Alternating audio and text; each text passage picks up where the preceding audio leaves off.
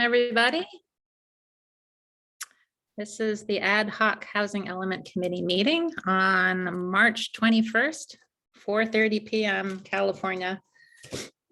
I'm in Boston. You can see it's dark out here. So this is not going to be a 7-hour meeting, I promise, because we are not going to do that. Okay.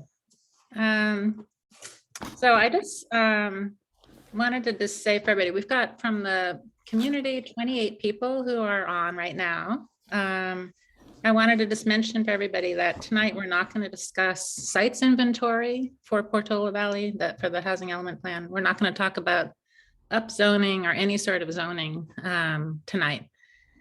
And then also I wanted to mention that we've decided to change the order of the agenda slightly and just flip 1 and 2. So we're going to start with the staff update. It just seems like there's a lot of good information there that Laura is going to share that I think would be beneficial to everybody to have up front. And then we'll go to agenda item 1 on the policies and programs. All right, so I guess we need to do a roll call. So do you want to do that, Laura? Please? Yeah, it looks like a few people are still joining, but we'll get that reflected into the record. So go ahead with the roll. Jeff Alves. Amy Armsby. Here. Sarah Dory. Eric Doyle. Bill Kelly. Here. Ann Koff-Sill. Here. Andrew Pierce. Present. Al Sill. Here. Nicholas Tarr. Bob Turcott. Here. Janie Ward. Here. Sarah Warnikoff. Here. Helen Walter. Chair Swisher. I'm here. Ta-da. All right, so oral communications. So persons wishing to address the Ad Hoc Housing Element Committee on any subject not on the agenda may do so now. Please note, however, that the Ad Hoc Housing Element Committee is not able to undertake extended discussion or action tonight on items not on the agenda. Comments will be limited to 2 minutes per person. Okay, so we're going to turn to our friends from the community who are participating, and this is the time to make comments about stuff that's not on the agenda. So Ellen Vernazza, your hand is up. Go ahead. Yeah, hi. I have something to say here. You've proposed to eliminate more than 11 longtime families in the Nathorsh neighborhood and replace them with hundreds of other people from out of town to take our places. We've been told by the town staff and elected officials that after rezoning these homes, some homeowners will die and high density housing can be put where that house is. And then the neighboring homeowners will also either die or wish to move because they will be surrounded by a large 3-story high density housing project, which then allows for more high density housing to be built. The consequences of your actions to these 11 families plus their neighbors would be many. First of all, the property values would drop dramatically for both the 11 family homes and the surrounding homes. Second of all, if one should sell, the capital gains tax that would need to be paid would wipe out any financial possibility of buying another home on the peninsula. We would not only be losing our longtime family homes and friends, but would have to move out of the area completely. And this is also other people can move here instead. And if you have no feelings at all for your 11 plus neighbors and their families whose lives and stability you would be changing forever, then please consider the lives of the 1,000 people on the western side of Portola Road. Your proposal of adding hundreds of people and cars directly on the busiest intersection of town would make a wildfire evacuation of those 1,000 residents extremely more dangerous and life-threatening than it already is. In addition to the evacuation debacle, the fuel density alone of the proposed high-density structures and cars would more powerfully feed a wildfire than of any natural trees or foliage. And I guess you've personally come to the conclusion that these 11 families and their neighbors are all disposable. I don't see any of your homes or neighbors' homes on the chopping block. And just to let you know, all of the 11 families living in the proposed rezoning area have already signed affidavits saying that they will not be moving in the next 10 plus years.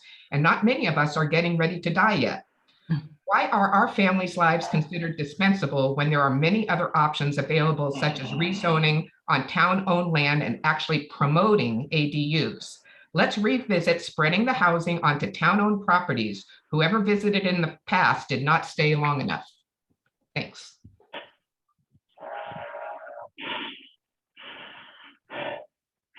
Jocelyn, you're muted. So sorry. I brought my cat to Boston, so I'm trying to keep everybody from hearing meowing going on. Sorry to interrupt you, Ellen. Your 2 minutes is up. I think, Laura, what is the best way, if there is additional comments that Ellen wants to share, to get that included on the record? On the town website, housing at portolavalley.net/housing element. If you go to that page, there's a form where you can do 2 things. You can sign up for notifications of all of the meetings, and you can fill out a form with your comments. So we will have them reflected in the minutes from tonight, but that's also a good way to get your written comments into the record. Okay, thank you, Ellen, for sharing. I appreciate it. Yeah, so just a reminder, we are going to enforce the 2-minute time tonight. Okay, Ron Eastman, you're up next. Go ahead. Hi, Ron. Yeah, hi. Thanks for taking my comment. Thank you. I wanted to ask, has the community gone to the trouble of figuring out how much the proposals being considered, specifically site scenario B and site scenario C, will extract financially from residents? You know, at the risk of sounding crass, because we're talking about real money here, but I've taken the liberty of extracting the cost to directly affected neighboring residents for each of the 2 scenarios. And my numbers are very rough. I've just assumed that a rezoned parcel will lose $3 million right off the bat. You can't remodel it, you can't add an ADU, you can't rebuild it if it burns. In effect, it's a tear down. And how about the neighbors who might end up with 3-story apartment buildings overlooking their property? To them, I assign an equity loss of $1.5 million. And you think that, if you think that's high, I know of one family who paid $6.5 million for their home on a 1-acre parcel in the last 2 years, and they now stand to have a 3-story apartment building directly across a narrow street from them. I don't think $1.5 million is at all high. My total estimate for scenario C comes out to be $76.5 million. Okay, that's just in the immediate neighborhood. My estimate for scenario B is lower, in part because I really have less information regarding the family farm area. But so I made some assumptions, and I come up with 56 million. And you can quibble with my exact numbers, but if you want to quibble, then I invite you to come up with your own numbers by a licensed professional. What is the alternative? Small cottages spread throughout the community. How would this work? I don't know. And apparently neither does this committee, which was, I'm guessing, why, for instance, committee member Bob Turcott proposed some months ago that someone from Habitat for Humanity be invited to address the community on how small homes can be constructed and integrated into our landscape. So Ron, I'm really terribly sorry to interrupt you. I encourage you to do that. It's not too late. Thank you. Thank you. Thank you for sharing your comments. Okay. At this point, we now have 53 people from the community attending. And the next person up on oral communications is John Silver. Hi, John. I'm sorry to be speaking under oral communications, but as someone who was mayor a few times and chaired the Conservation Committee and other committees at various points and the County Planning Commission, I wanted through the chair to express a hope to the public that oral communications will be used in a more constructive way going forward. Bear in mind, in oral communications, which almost every public body in California, like your committee, has on its near the start of its agenda, typically will last anywhere from a few seconds, if no one wishes to speak, to 5 or 10 minutes if there are 2 or 3 speakers. Members of the public should bear in mind that no committee, commission, or council can take action on any item that is not otherwise listed on the agenda. So when you bring up something under oral communications, it's merely for informational purposes. And when we got a meeting like the last one a few weeks back that went almost 6 hours and oral communications went over 50 minutes, it's abusive to use it that way. So please, comments that aren't on the agenda, put them in a letter, in an email. Post them on the forum too, if you want, that I'm waiting for an answer on this. And here's what letter I sent to the Ad Hoc Housing Committee. But please, my animals and I didn't eat it till about 11 o'clock. I didn't eat till after midnight last time. And my animals ate before I did, thank God. But please, let's keep it short. Thank you. Thank you, John. Okay, Bob Adams, you're up.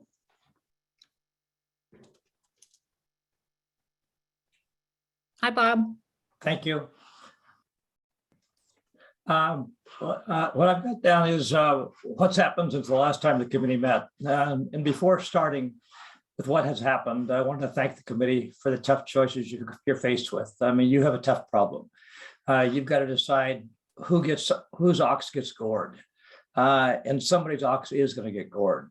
Is it retired homeowners?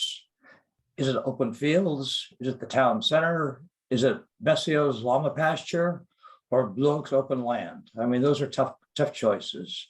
The residents come up with a number of housing ideas and you guys are trying to pursue them. And I really do appreciate that. One of the things that you're using as a basis is the survey. And unfortunately, the survey was not a forced choice survey. It's what would you like? And the real things that you guys have to do are forced choice. You have to pick something. And obviously it wasn't designed by a professional survey creator. If 15% of the people responding are not voters or homers or have a financial interest in town, then I don't understand how they should be included. You could include all of San Jose or all of San Francisco or all of Redwood City. It doesn't make sense to me why they would have an interest in a financial interest in what the decision is, but the rest of us do. The residents of Nashorst have told you they aren't moving in the next 10 years, and they've provided affidavits to say that. We're nearly all retired. And so waiting, as Alan said, waiting for somebody to die. In our case, the second to die is going to happen in 20 years, actuarially. So I'm hoping you guys can come up with a plan that is fair to all of us. And I understand you've got to make some decisions that nobody's going to like. I just thank you very much for your work. Thanks.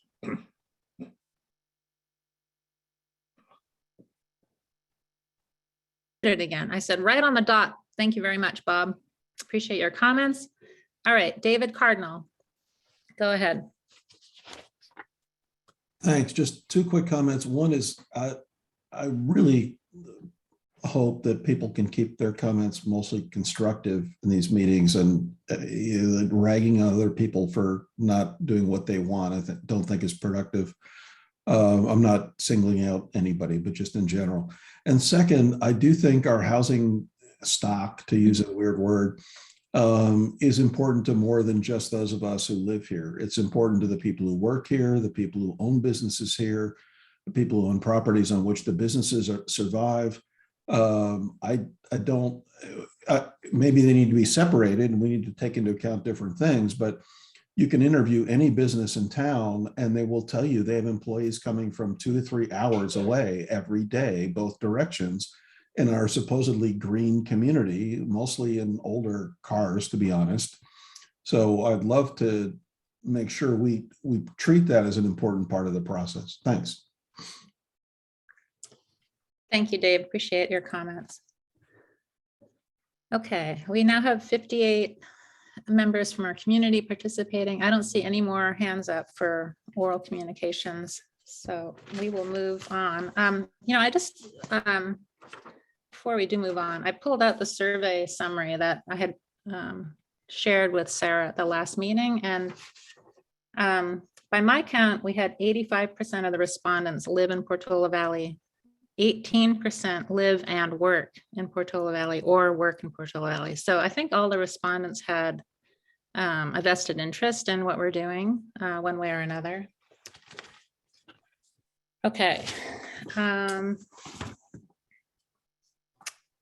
So we're going to move to the agenda item 2.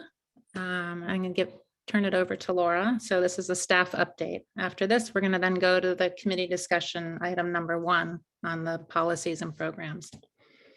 Okay, Laura, go ahead. Thank you. Good afternoon, Chair. Hi, committee members, members of the public. If anyone doesn't know me, I'm Laura Russell. I'm the Planning and Building Director. So staff wanted to give you an update on a few different things to provide some context for the rest of the discussion this evening. So first of all, as the committee is aware and many of the members of the public are aware, there was a really robust meeting on February 28th of this committee lasting over 6 hours and with some of the highest resident participation that I have ever seen in my career for a small community. And I know that for many of you, it was very challenging because it was really hard to talk about some of these really difficult issues. So we wanted to say thank you for everyone that participated in that. So there was a lot of feedback. There were new ideas to consider.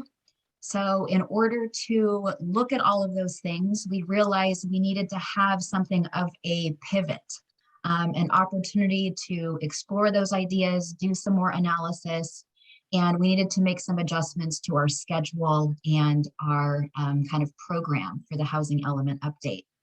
So we have been regrouping on those resources and following up on those things that you asked us to from last time. There was a decision in communication with the council subcommittee on this effort to postpone the public meeting. And that was because we wanted to make sure that we had all of that new information and exploration to share with the residents. So that meeting was postponed. And what we're doing later this week is having a big council item related to the kind of the big picture of the housing element update. So there's a really big staff report that's available now on the town's website. And if you're not used to looking for things there, the easiest way to find these is to go to the calendar, which is at the top of the page. And then you can find council meeting for Wednesday night. And you'll see in that big agenda packet, there's a staff report related to the housing element update. And it's really detailed. So if you're new to this conversation, this is a great place for you to go.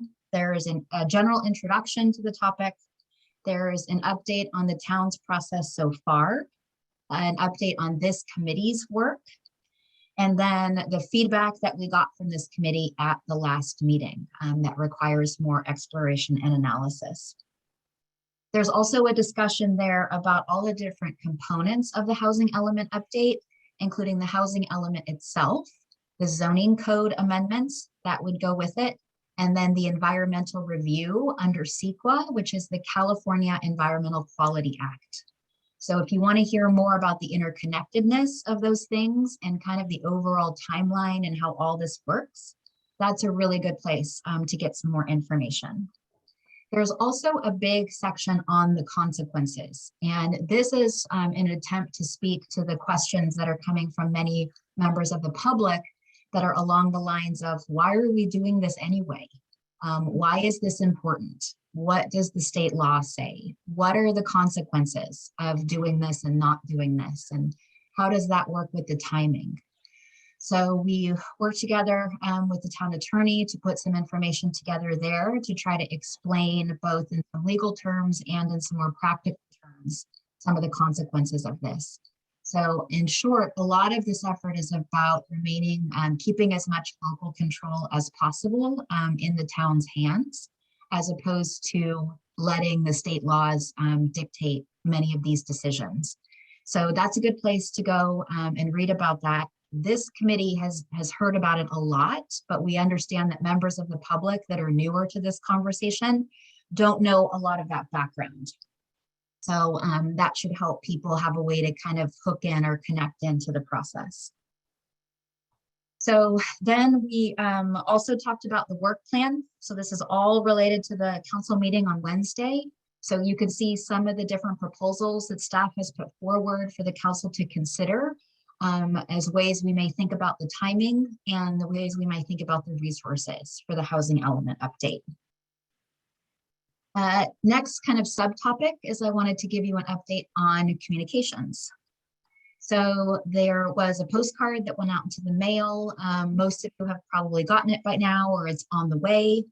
So we wanted to reach out to some of those people that may not be connected already to the electronic media that we have. So people can scan in that QR code and get right onto the website and be able to track things from there. I mentioned it briefly as the meeting was getting started, but there's a lot more people here now, I think, than then. So I'll just repeat that a really easy way to find information about this update is go to our website at portolavalley.net/housing element. That's the easiest way to find this information. When you get to that page, there'll be some buttons right up there at the top. And those buttons go to the work of this committee. So that's where you can see lots of staff reports, all the supplemental materials, PowerPoint presentations, Zoom recordings, basically everything this committee has been doing since last August. So there's a button that gets you right there. There's a button that will take you to sign up for housing emails. And that will lead you to our e-notification page. And this is the way that you can get automatic updates on things that the town is working on. So that is, I think, the best way to stay up to date with the housing element update process. You would be joining over 400 of your neighbors if you get on that list. It's a really big list, so that is a great way to go. There's also a form where you can add comments, so the Housing Element Committee can receive your comments. So that's another way to stay involved. As this has become really challenging and talked about a lot in the community, we are struggling a little bit with challenges around inaccurate information that's floating around the community. And so that's why we really encourage people to kind of go to the source and look at the materials. And if you've got questions and comments, go through those official channels so that we can see those questions and comments and try to get them answered either through this overall group or a future FAQ that we're going to be putting out. And we're also going to be working on a document that lists kind of all the topics that have been covered at community meetings of this group and at council and other places the housing element is discussed. So if people are interested in a specific topic, they would know where to go to either read minutes or watch a Zoom recording. So we're going to be working on that as well. So that's going to take us a little bit of time, but that will be on the website when it's finished also. So we're trying to create different ways for people to engage with the process in the type of media that suits them, that works for them. So we appreciate everyone's efforts to get the word out about, the information is very complex. As this committee knows, it's taken us many hours to build up the knowledge to be able to have these conversations because the state law is so complicated. So we appreciate everyone doing a little bit of homework and looking at those materials so that we can continue to engage here in a really positive fashion. So next subtopic is what's coming up for this committee. So tonight we're talking about policy. Laura, will you take questions on what you just said, or should I wait till you're done with this next section? I would love it if you wait till I'm done, and then Okay. I'll take questions on everything. Thanks, Bob. For upcoming topics, after tonight with policies and programs, we'll hear from the council on Wednesday, and then we anticipate coming back to this group so that we can resume the conversation about housing sites.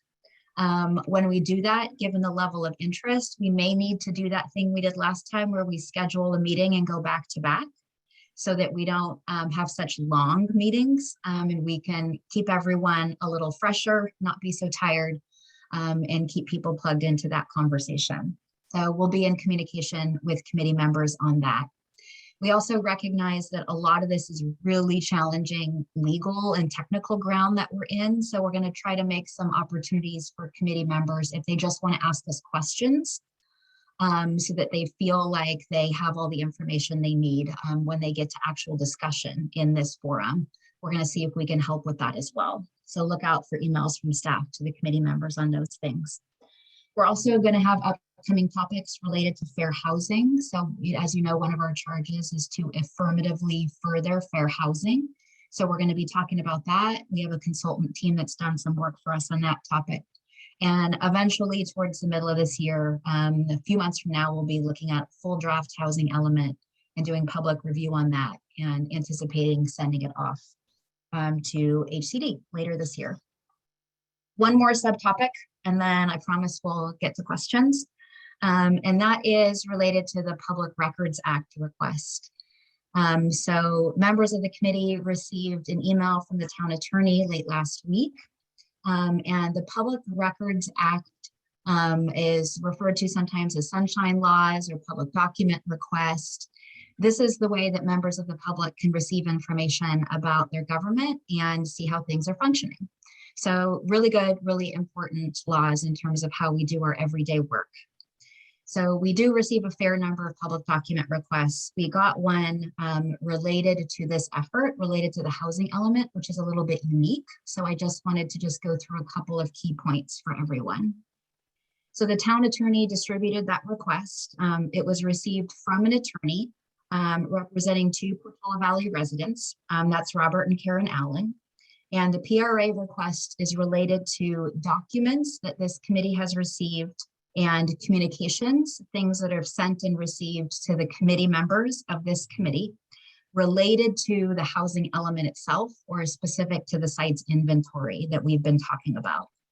So the request is to search your emails and texts for any documents that could be responsive and send them into the town center email address.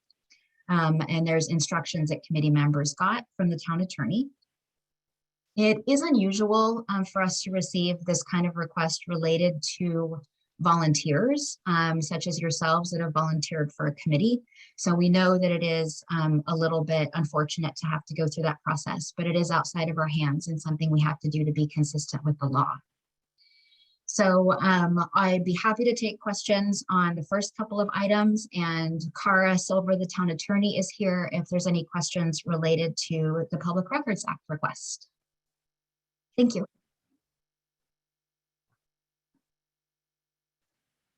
Oh, Jocelyn, you're muted.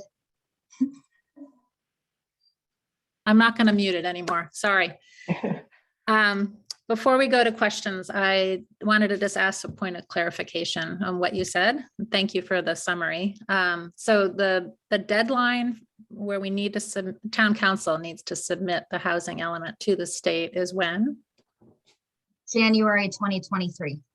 January 2023. But it's a little bit longer story than that. That story is described in the council staff report for Wednesday night, because there's a lot of steps that have to happen to get us to January of 2023. Yeah, the more I work with you, the more I appreciate how incredibly complicated this process is. And I really have such high regard for you and Adrian and Cara and everybody involved in the town. It is so many different things going on all at the same time in a very tight schedule. And I think, pages 133, 134 of the housing element update that you mentioned and the packet for the town council really does a great job of talking about the consequences of how the state can come in and take over if we don't make that deadline. So thanks for pointing that out. Welcome. Okay, so what we're going to do is we're going to do questions from the committee, and then we'll go to public comment on what was just discussed. And then we'll have a chance to have committee discussion following that. So questions now. Bob, you've had your hand up. Go ahead. Thank you. In the staff report for Wednesday's town council meeting, you referred to the CEQA process, and in the report it says that indicates that the preliminary work on the CEQA topic, the California Environmental Quality Act, indicates that mitigated negative declaration is appropriate. And I'm wondering, to my thinking, the issue is MND versus environmental impact, EIR, environmental impact report. And I'm wondering, was that analysis done by town staff or was that done by urban planning partners? The analysis on which the decision to go the MND route was based. I'll start by saying it's always preliminary when you say that you intend to do an MND, because you can find things when you do an initial study in mitigated negative declaration that leads you to have to end up doing an EIR. So for people that are not familiar with this terminology, we think we have to do what I would call the middle level document.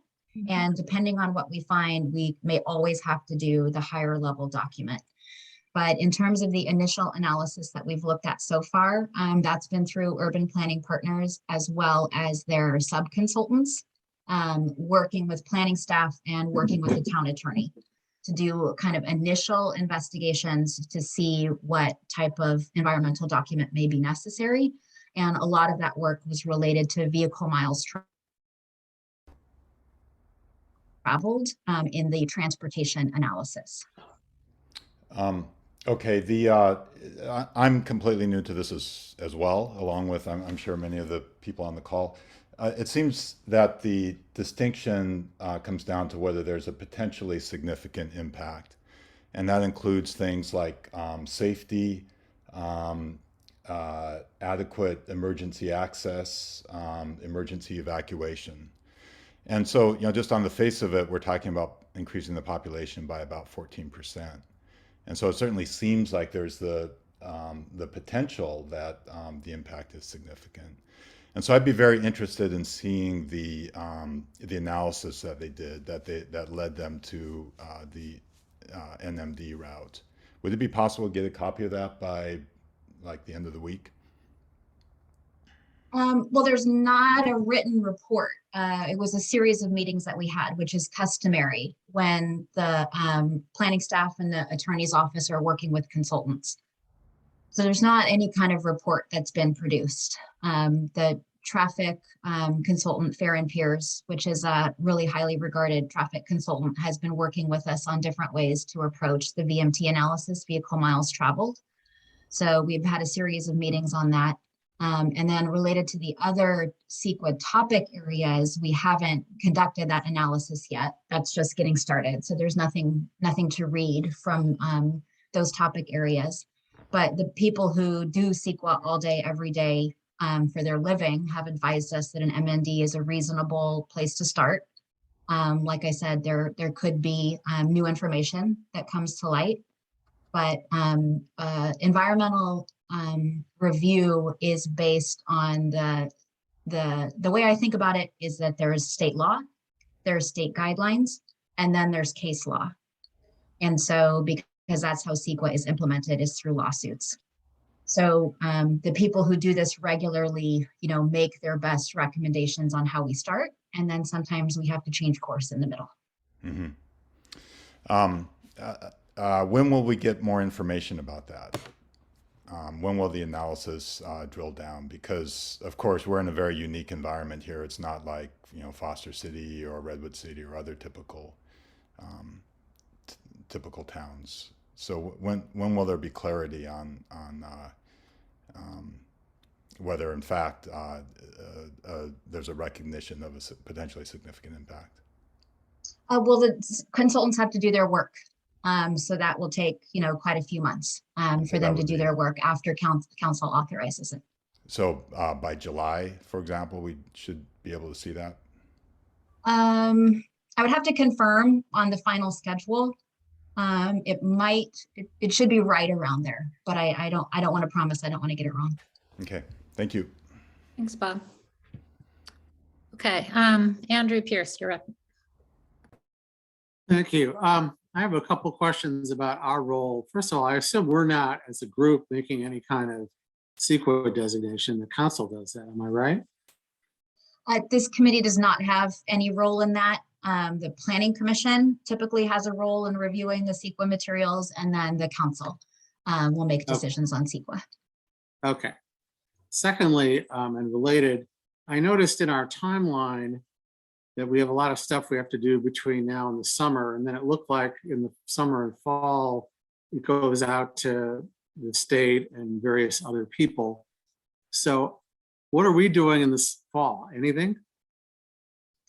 In the summer, while the housing element is with HCD, Housing and Community Development, for their review, we expect it to be a 90-day review period. So we were thinking that's when this committee could look more closely at some of the zoning that would be implementing the housing element. And then maybe we all get a month off during that time period. That would be really great.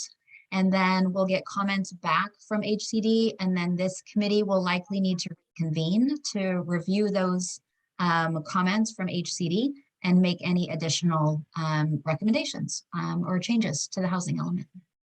Okay, so our basic product though needs to be done in just a few months, and then we'll be tweaking it after that. Is that right? That's correct. Okay, thank you. Okay, Nicholas, you're up next. Yeah, I'd like to drift back to talking about CEQA and this ad hoc committee's role. I mean, I completely understand that from a legal perspective, this committee wouldn't have a role in the CEQA process. Rather, that would go to the Planning Commission and then to Council. But the scope of this committee is as broad or as narrow as our charges. So, for example, this committee isn't required to exist in the first instance at all as a matter of law. So the question would be, does the charge of this committee, and Andrew's point in question was a good one, was would we have a role in examining, for example, the safety element of the MND or of the technical reports underlying it, which might be helpful in making recommendations to the housing element itself. And it's a question as to charge. So it may be a question for the chair as much as for the planning director. And I'm unclear as to the scope of our work with respect to related documents to the housing element itself. Well, the environmental review is analyzing the housing element, which is the work product of this committee in terms of its recommendations. And so some of that work we have to start, and we can start, and then some of it has to wait until the committee takes a few more steps forward in terms of some of its recommendations and decision making. So we're trying to craft the CEQA analysis in a way that is appropriately broad, not too broad, but broad enough to capture the different choices that this committee may make. And so the CEQA document will evaluate the recommendations of this committee. If we find that there are potential impacts, then we may wish to return and make revisions to the housing element so that there are not impacts. Or, it could be a case where it would be a council level decision with planning commission feedback on saying that it's okay to have some of those impacts. And that's part of the CEQA process for those of you that are not accustomed to it. So go ahead, please. Go ahead. Yeah, go ahead. So if I can recommend that as reports are prepared and analysis is developed, it would be useful for this ad hoc committee to be apprised of them, because it would influence the way in which presumably decisions would be informed of this committee, just as the CEQA process is meant to inform the decision-making process of planning commission and of council. So for example, if there were traffic-related issues or safety-related issues that were identified, or geotechnical-related issues that were to be identified during the decision-making process that we've got going here, that would be that would certainly be helpful. As there's a, Okay, so how are you thinking about that, Laura, in terms of apprising the committee of these reports that have been mentioned? Unless we, had surprises related to safety. I wasn't planning on bringing the reports to this committee in the way that is being described right now, because I have felt like the amount of technical information that's in front of this committee is already really challenging and hard for this committee to become experts in everything. So it's a balance. Like, we want to get you the technical information that you need to feel like you can make recommendations, but we don't want to bombard you with a lot of material. And then the challenge, we might have a challenge with timing in terms of syncing up, the reports, because a lot of that work will be happening for CEQA at the time that we're under review by HCD. Yeah. So we won't be actively working on the housing element at that moment. Right. Yeah. Okay. so That if I makes can just recommend that there are a handful of elements under CEQA that would probably be of greatest interest to this committee and to the town more generally. And to the extent that the decision-making process and timing allows, that those kinds of analyses be made available so that we can provide our best recommendations to the other decision-making committees as we're moving forward. Okay, so I'd like to move on. I think Laura's heard the request, and I think based on how things are moving in terms of timing and whatnot, she's heard what your request is. Okay, I guess Anne, you've got your hand up. Go ahead. Oh, can you hear me? I see that I'm frozen on the screen. You're not frozen to me. Oh, okay, great. Yeah. I have a question for Cara on this search for the Public Information Act. When I've worked at a company and there was a lawsuit in the works, there was an attorney that looked at the company email and figured out the search terms and the Boolean logic and how many misspellings we were going to allow, and sort of had a cohesive search strategy. On this, since it's volunteers, each of us just have our own search thing. We organize our emails all probably different poor ways. I don't have good confidence in my searching on my email.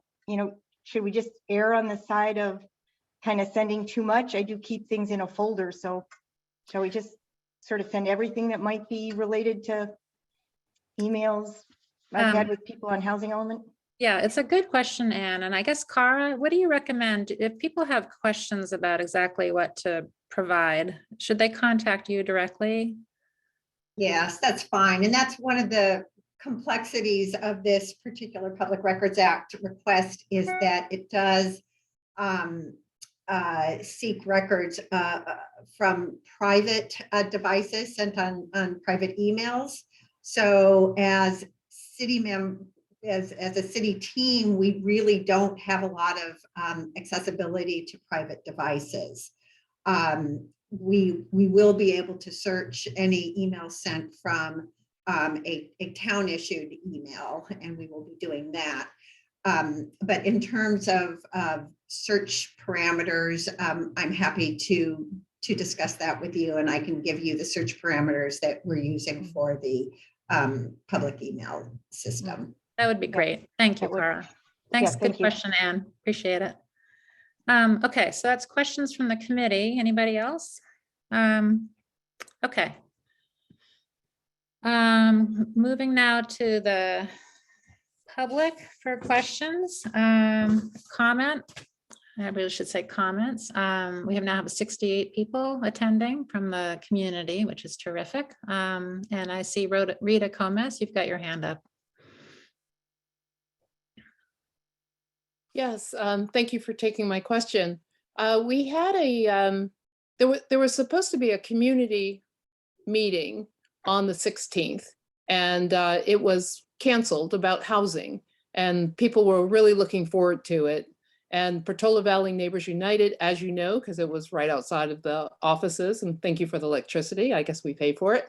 But we had about 80 people show up last Wednesday to just say their speak. There was no debate. There was just people making their comments concerning housing in Portola Valley. And it was just really nice, and it was really cordial, and you know, we look forward to the other meeting for the town, because there was no one from the town that was there. Maybe there were a few windows open in the building.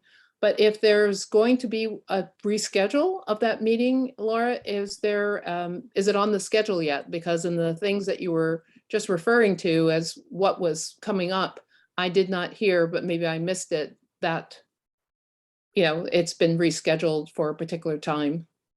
Thank you.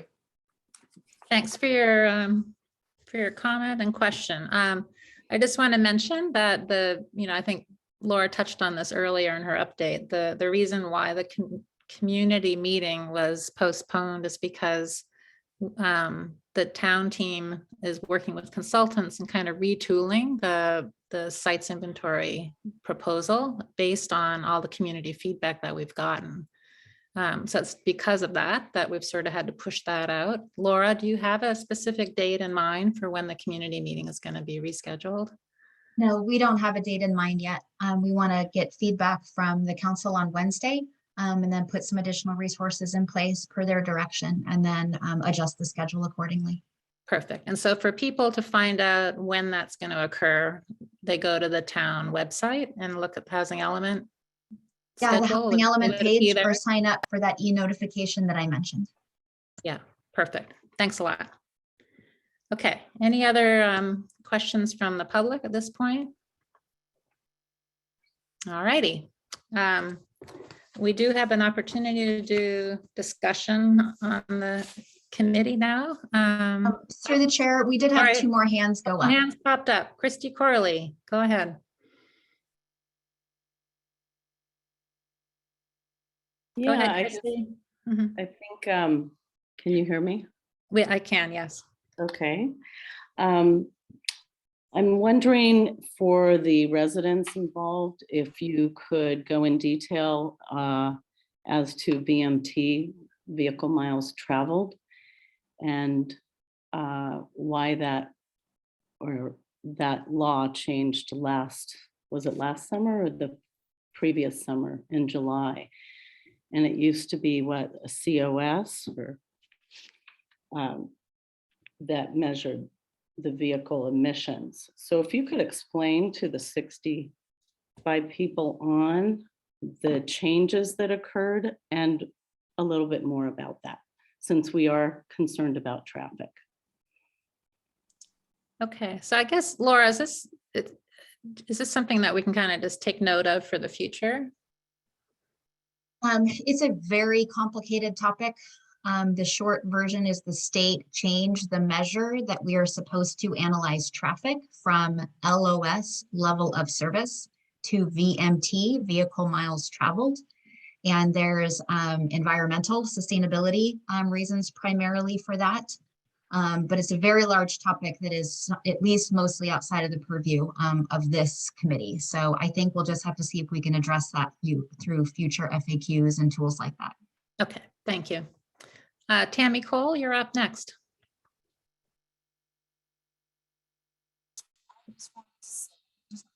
Tammy? Yes, can you hear me? I am muted. I can hear you. You're a little soft. Okay, great. Okay, I'll talk louder. Sorry, I'm on my headphones. Can you hear me okay now? Yes. Hi. Okay. Hi. Good to talk to you. I just want to tell you that who I am, my husband and I know you know who I am, but not everyone else does, that my husband and I live at 145 Nathorst with our 4 girls. We've lived here for 17 plus years, and we're kind of that targeted highlighted area. I just wanted to tell the community without being notified, unfortunately, when we were on vacation. I already back up to now the new 13 unit development that's going on at Willow Commons, and now I'm completely open to Alpine Road, unfortunately, and we're working on that. I just have a couple highlighted. I'd love to solve the problems, and I'd love for more of the community to get involved. Just one question for Laura is, what will it take to reach the public to get the 253 units plus the buffer through ADUs and units and pool houses? This was one of the things we talked about with the mayor the other day. He said maybe add a stove and kitchen and all that, but we all think that if you reached out the community, we'd be able to reach that number. And also, this has been asked many, many times before, if the from the public and the committee members to look at town-owned properties highlighted and put under the microscope instead of personally owned residential R1 properties of families that would like to stay in this rural community. And the last thing is just why is the majority of the housing development put here on the Nathorst Triangle? The only reason I heard from Laura and a few other people was that to keep it close to stores. But I would imagine if you ask those 800 to 900 plus new people that are moving in here on the corner, would they rather be close to a store or would they rather be closer to an emergency exit in case of emergency? Thank you. Thank you, Tammy. Appreciate your comments. Okay, great. I think now we're going to move back to the committee. If people want to have any sort of discussion about the staff update that was provided, this would be the time to do it. Otherwise, we're going to move on. I see Sarah's hand up. Oh, sorry, Jeff, go ahead. Jeff Alves. Thank you. Yes, thanks. I was just going to say in response to the last comment, I'm looking at the ad hoc housing on town-owned property committee, which met from, excuse me, February 21st of 2017 through November 18th of 2019 and reviewed 40 town-owned properties. That's a 3-year span they met over. We spent 3 years talking about housing on town-owned properties, and I think that group did a very good and very thorough job of it. I suggest people look at the minutes and agendas from those meetings as a starting point. I think we are reconsidering, for example, the fields, and if people have an opinion one way or the other about fields being turned into housing, this committee should hear that as an alternative. But also, I just want to remind people that we spent 3 years looking at town-owned properties and where housing might go, and ended up with 2 potential sites, one of which is town center, and the other of which was then eventually made open space, largely because of strong demand by the public for such. So, thank you. Thanks, Jeff. Appreciate that.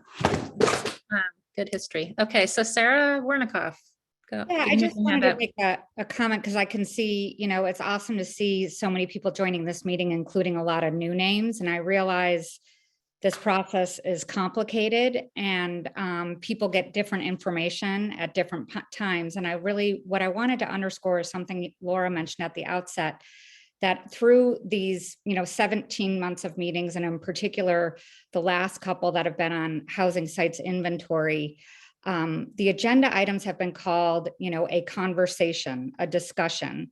And I just want to make sure that people are aware that we on this committee are learning about this at the same time as all of you. There's no separate meetings to this. And so these ideas and options are coming up organically, not organically, it's through, the information that's being produced for all of us, but we're all learning at the same time. And so what I want to caution people is to assume just because one suggestion is made, that that's a vote or an answer or anything.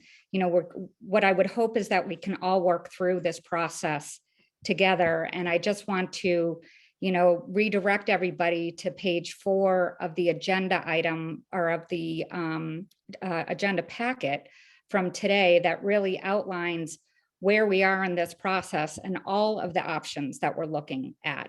And we need to get to 150 more. And we're looking at all of these things. And so, particularly for those people who are newer, I just wanted to highlight that because I just know it's a lot of information to digest at once. So thank you.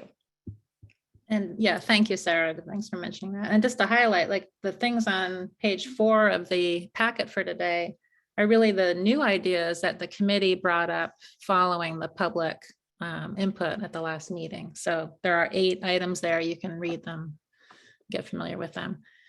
Yeah, so Bob, go ahead. Thank you. Very quickly, 2 points. One, my questions, I think made my perspective obvious, but I really don't feel like I can make an informed decision about where housing should go. The population of Ladera that needs to evacuate is about 1/3 the entire population in Portola Valley. So I just want to reiterate to please, as insight into evacuation, safety, wildfire hazard becomes available. I think this committee needs to be made aware of that. Otherwise, I don't see how we can make informed decisions. The other point I wanted to make was that there's been multiple references to how much work needs to be done and how little time we have. And I think everyone would be in agreement that what we don't want to do is end up forced into a suboptimal decision simply because we ran out of time. So I'm going to yet again repeat what I've said before. The volunteer residents on the town council, the volunteer residents on the planning commission typically meet every other week. And I wonder why perhaps we can't do that rather than having a 6-hour meeting once a month. The Wildfire Preparedness Committee, the Evacuation Preparedness Committee, those residents do the heavy lifting of those committees. Wildfire Preparedness has 4 working subcommittees. There's a lot of great suggestions that were raised by residents that I think we should dig into and flesh out and understand the pros and cons rather than relying on staff to do that. I think members of this committee should do that. If we don't, then I would reach out to the residents, the 68 residents on the call, the 165 that were on the call last time. Because if this committee doesn't and residents don't do that, don't pursue those ideas, then they won't get developed. Thank you. Thanks, Bob. Anybody else want to add on to that or make another point? Yeah, go ahead, Helen. I'm sorry, I was late. No worries. Yeah, I just am going to reiterate, like, everyone in this committee is from this area. I grew up here. My family's been here for 39 years. My kids are in the school. I'm having a hard time getting fire insurance. I get it. A lot of these things. But I also, and I am speaking just for myself. I am not speaking on the record for my employer, my state employer. But I did just come out of a meeting where I heard all about Southern California and about all of these cities who already had to submit their housing elements and are about to be sued by the state with the daily charges, right? And what are the consequences if we don't meet our housing requirements? So, and I worry about that with a small town like ours. Like my kid's had fire days. He hasn't had snow days. I can't get and yet I also know that if we don't build more in this area, the greenhouse gases, that's 50% of our greenhouse gas production are from transit, from people driving and driving and driving. And I just heard about, on more office space. So we definitely need housing here. 2 areas I think that we can really look at is our ADU ordinance. Having tried to build a family home that is under 1,200 square feet is super hard. Menlo Park and Atherton and Woodside all allow 1,500 square feet. So, and I would look at that for SB 9 as well. So I definitely think that those are areas that we can look at to make building easier. I think pre-approval of ADU plans that the city of San Jose has done, that they can permit an ADU lot, an ADU application in an hour, I just heard. And it's taking, in my case, years to get it permitted. I think there's a lot we can do with ADUs, for instance. I still really think that the road remnant should be housing. And I'm on the record as that. We are so lucky by the rural trails and system that we have here in our parkland. So I absolutely though think that we have some public land that could be utilized as housing. But I also know that I have been on the pro formas and seen, the state scoring to get the capital stack to build housing. And, those sites need to be near amenities. So it is, I don't want to displace our commercial businesses. Like I miss having a pharmacy here that I had when I grew up, right? Like, So Helen, sorry. going Yeah, on and no, on. I That's enough. completely agree with all your concerns. It's an incredibly complicated problem, and you're Yep, highlighting so- many aspects of it right yes. now. I think we're sort of starting to get into the next section of the agenda, actually. Sorry, I'm sorry. Yeah, no, it's Thank all you for great. stopping me. I think Okay. maybe we should turn it back to Thank you. Laura and Adrian on the policies and programs, because some of what you guys are mentioning touches on that, and we can kind of come back to your ideas. Okay, so let's go to now agenda item 1. Laura and Adrian are gonna do some PowerPoint slides. Thank you, Chair Swisher. Yes, we're going to move over to policies and programs, which is the main discussion item for this evening for the committee. So let's get going into key topics. So first, we're just going to start off with objectives for the discussion tonight. I'm going to just take the committee through a framework for how to conduct this analysis. And then we're going to talk a little bit about the structure of the analysis and how the discussion should go. So for our objectives, the main objectives here for the policies and programs discussion. Number 1 is for the committee to determine which of the 8 existing programs from the current housing element cycle 5 should either be removed or modified, or perhaps rolled forward into this current cycle 6 housing element update that we're planning for right now. So I just want to differentiate between the 2 cycles. So cycle 5 is our existing housing element that we're still in that cycle right now. And then cycle 6 is, of course, our update that we're working to prepare. And of course, the second objective tonight is for the committee to determine whether the proposed draft policies and programs for cycle 6 are both representative of the committee's vision and whether these programs will effectively implement the policies and ultimately the town's RHNA. So the committee did hear briefly about policies and programs in one of its much earlier meetings in 2021. So as a brief reminder, state law requires that the town's housing element contain a section stating its policies and programs that act to facilitate the housing element overall. So the policies set the goals and intentions of the element, and the programs lay out a schedule of actions to implement those policies and set the course for achieving the town's RHNA. So staff are proposing a framework for committee discussion of policies and programs, and we'd like the committee to start with reviewing the existing programs of RHNA Cycle 5, and that's our current housing element cycle.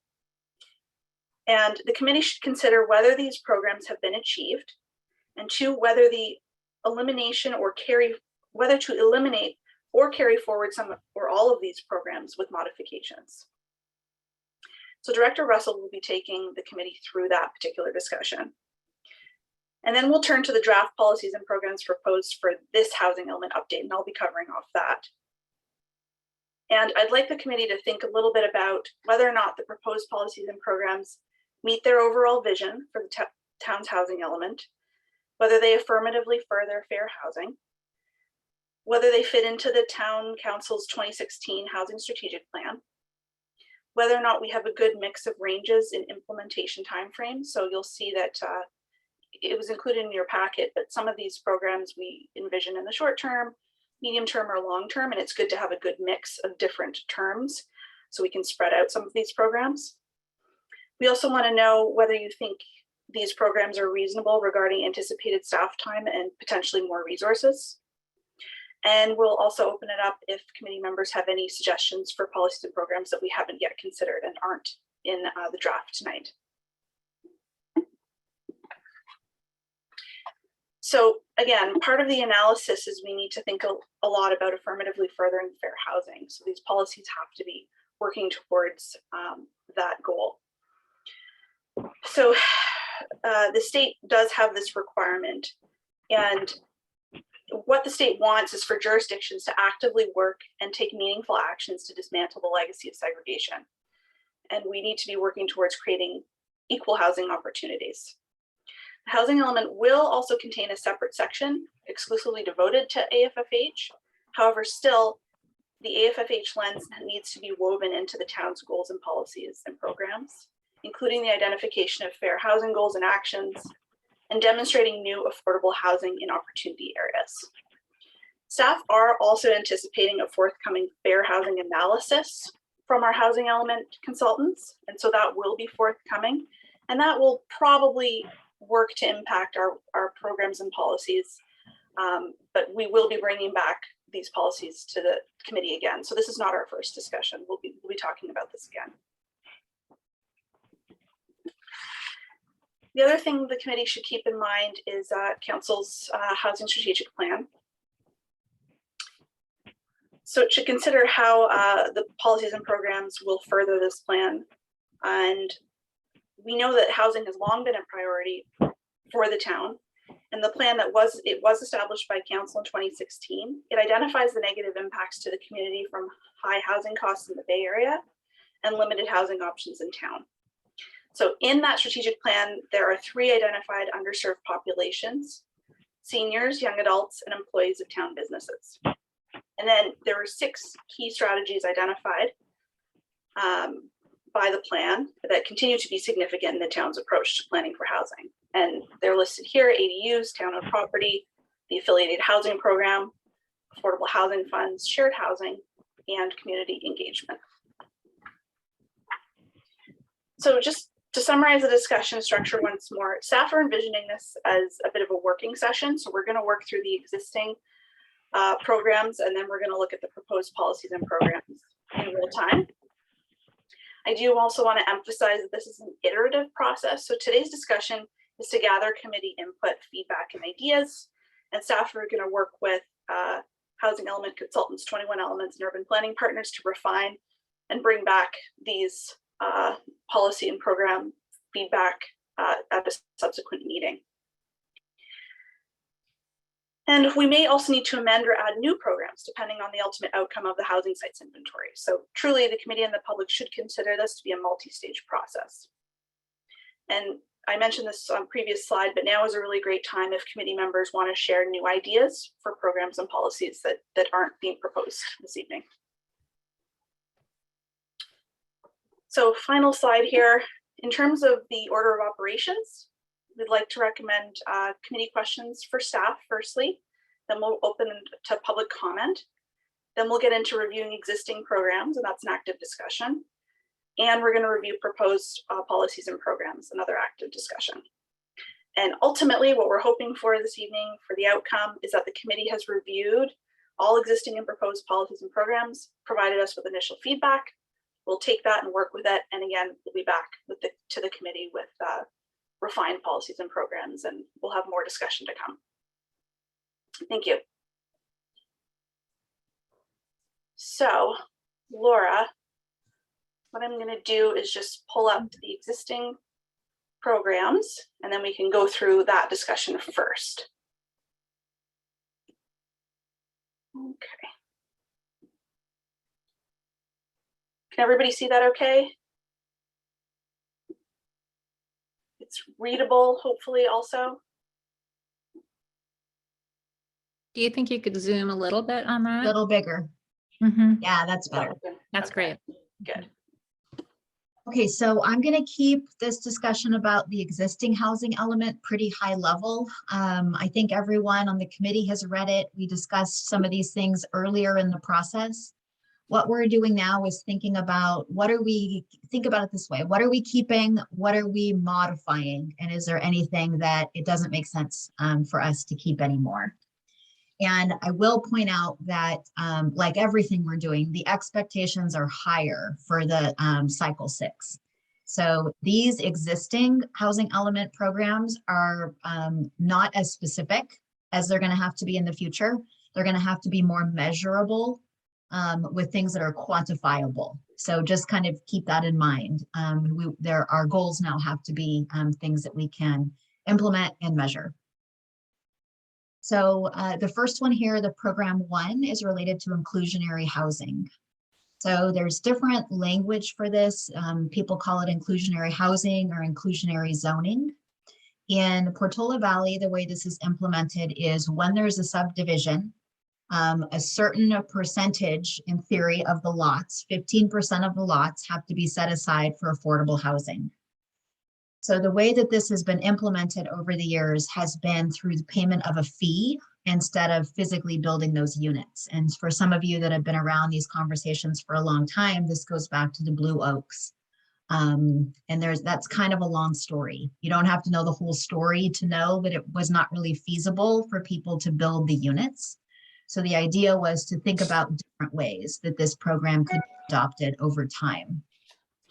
So there's also some interesting notes in here that I think are good for us to think about now in terms of I think we do want to encourage or find ways to encourage more affordable units to be built. I think that's consistent with what the committee has said so far in its discussion. There is also a phrase in here that talks about the town could also consider a housing impact fee. So I wanted to explain what that is. What happens in some other communities where they actually already have multifamily housing is you have an inclusionary housing requirement. Let's say it's 15%. And so then when you build a project, 15% of those units have to get actually physically built and made available. So those are called the BMR, below market rate units, or the affordable housing units, the way we've been talking about it here. Capital A, affordable, according to the income categories. So if there's a partial unit where you don't build it, so let's say your requirement is 1.5 units. Maybe you build one unit and then you pay a fee for the 0.5 of a unit. Or maybe your project is so small that you can't build a whole unit on your site. So instead you might pay a fee for a partial unit, like 0.8 of a unit. You would pay a fee into the town's inclusionary housing fund. So this is one that it does seem consistent with what the committee has been talking about in the past to maintain the inclusionary housing requirements and adapt it. So staff would be interested in any comments that the committee has related to this in terms of bringing it forward. But it does seem that it should go forward in one fashion or another. Okay, so let's go down to affiliated housing. I was a nut job. Okay, so for affiliated, we had quite a good discussion about affiliated housing a couple meetings ago. We heard from some of our affiliated housing partners.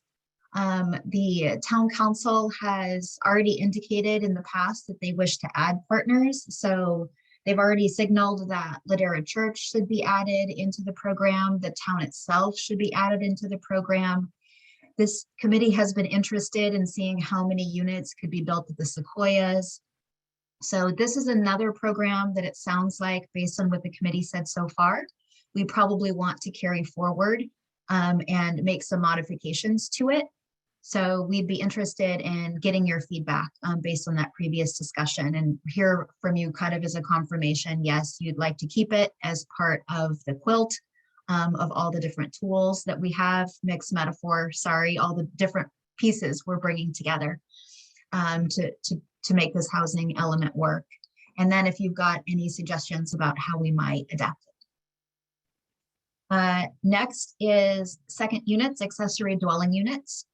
So the housing element was written when we used to call them second units, and then the state law changed and everybody started calling them ADUs, accessory dwelling units.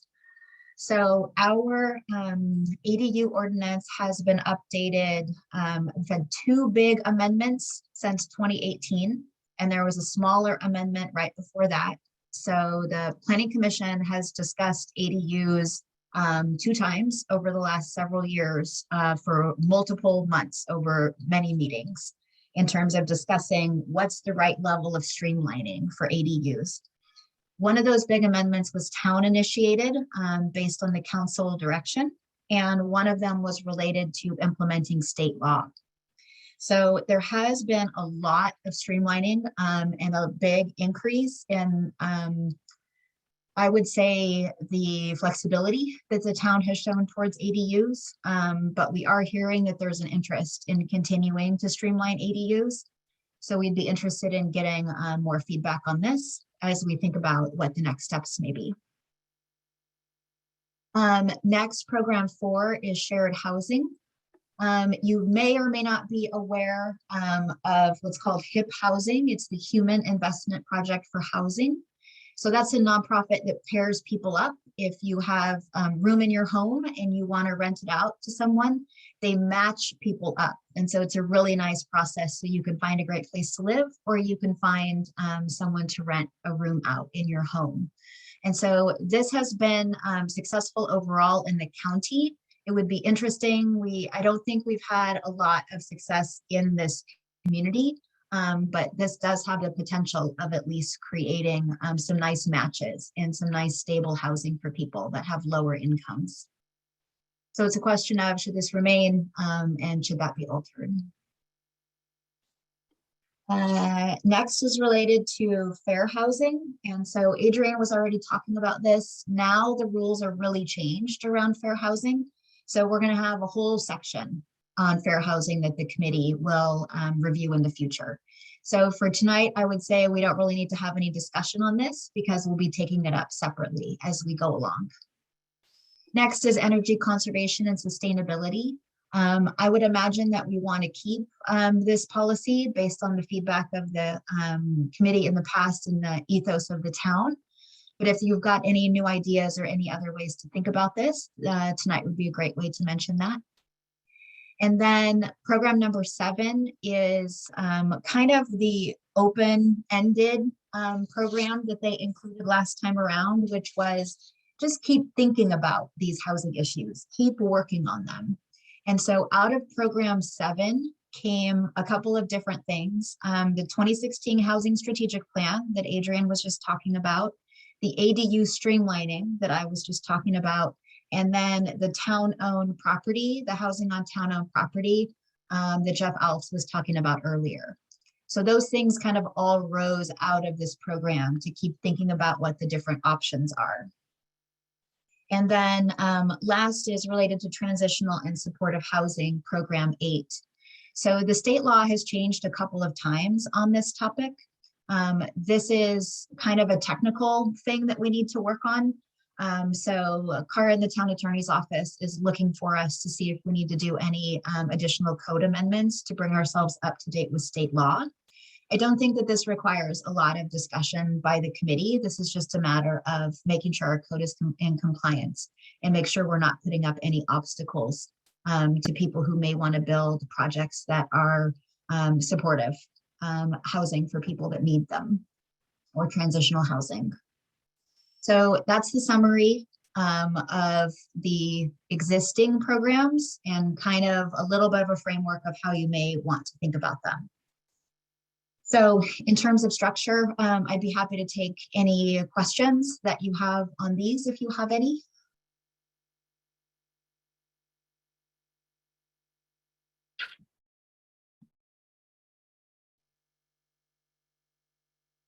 You were unmuted, Jocelyn, and now you muted.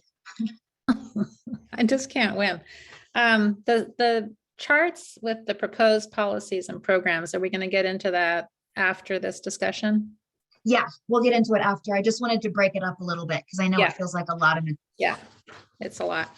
Okay, great, thanks. So we should go with questions. Questions from the committee, and then we're going to go to people who are attending from the town, and then we'll come back for discussion on the committee. All right, Andrew, got your hand up. Go ahead. Sure.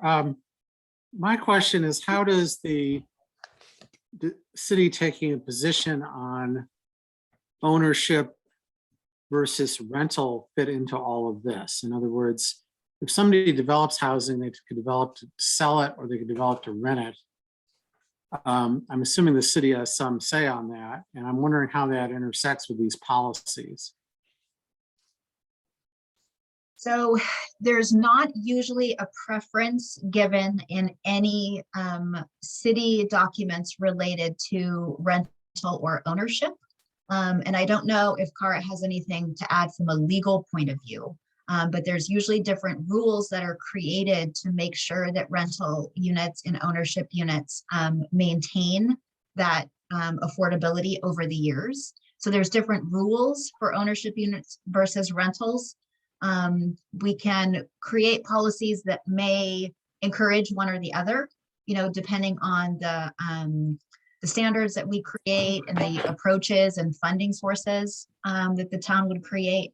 But there's not usually an express preference for rental or ownership units. I don't know if Cara, if you had any other thoughts on that also. Sure. The only thing that I would add from a legal perspective is that our current policy regarding inclusionary housing is really geared towards ownership, the ownership model, because it talks about subdivisions, and generally when you're creating a single family lot subdivision, you would deed restrict or provide a particular lot to the town to develop for EMR housing. I think that the existing policy may want to be expanded to take into account rental projects, which we are starting to see. For instance, if somebody were to build a 10 or 20 unit multifamily building, it may not be all ownership. You would want some, it could also be a rental property, in which case there would not be a subdivision. And so then our inclusionary housing ordinance would not capture that particular rental building. Okay, and then I had a second question. Some of us have had people in their 20s rent from us informally. Does the city capture that in its housing element? I know there's that one program, but that seemed pretty formal. If I have one of my daughter's friends lives here for 6 months, which has been known to happen, I'm providing affordable housing. I don't think it's captured anywhere. Is that right? That's correct. The only way something like that is captured is if you build an accessory dwelling unit or a junior accessory dwelling unit.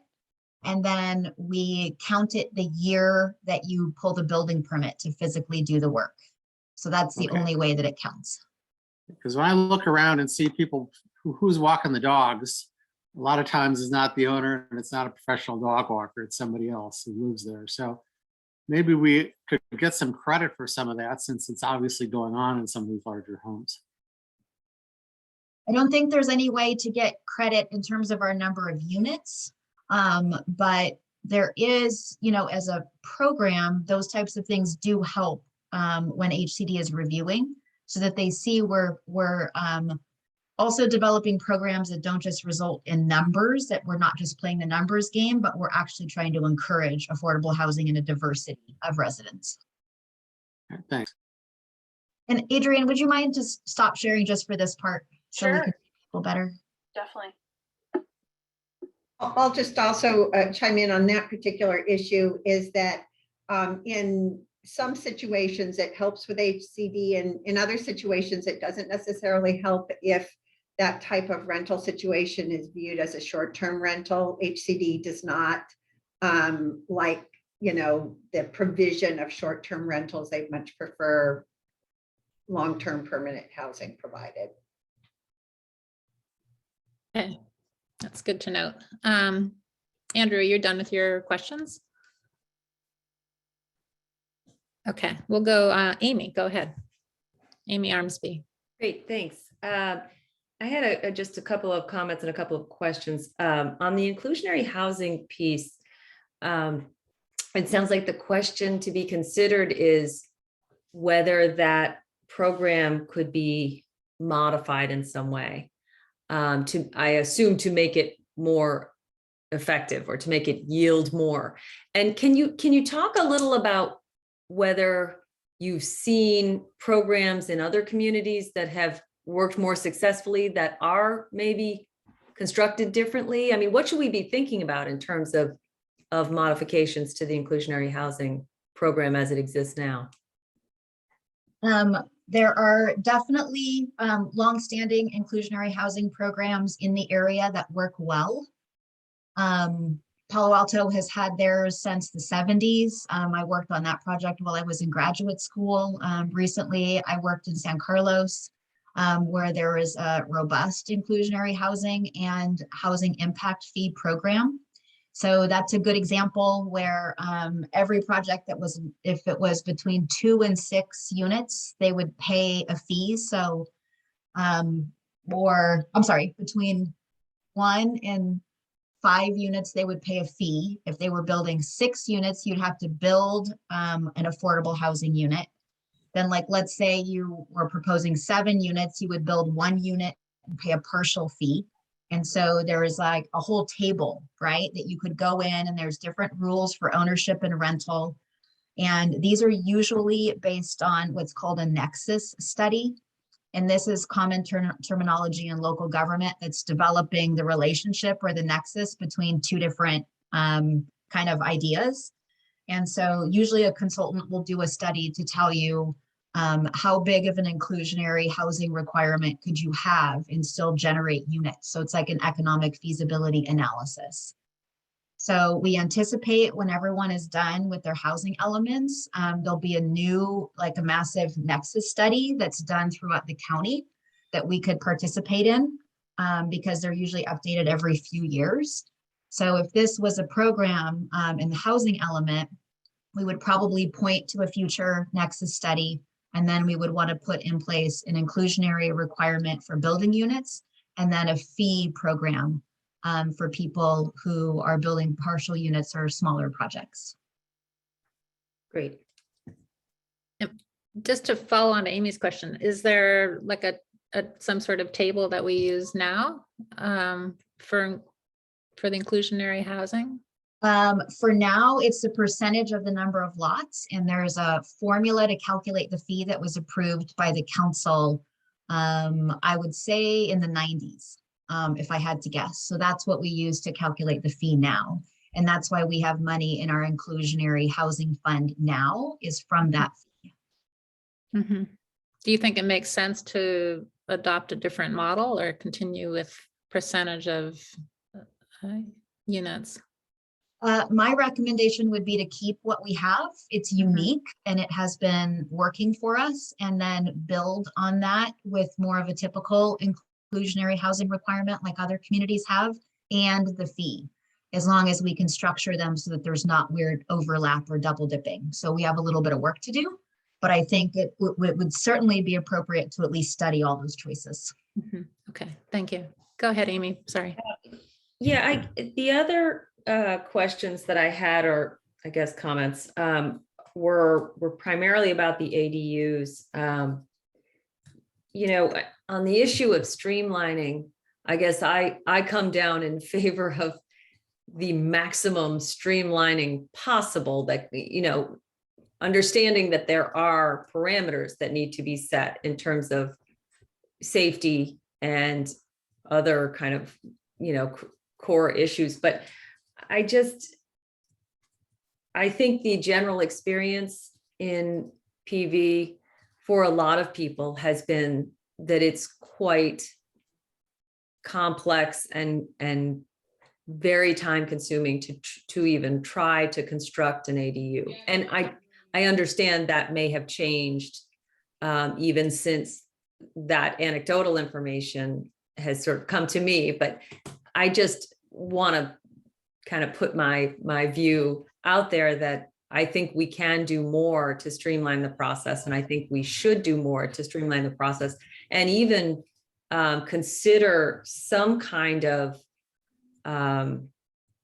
program that would, you know, do outreach to members of the community about ADU construction, or even incentivize ADU construction for use for affordable housing. So you know, that's just my thought on that one. Other than that,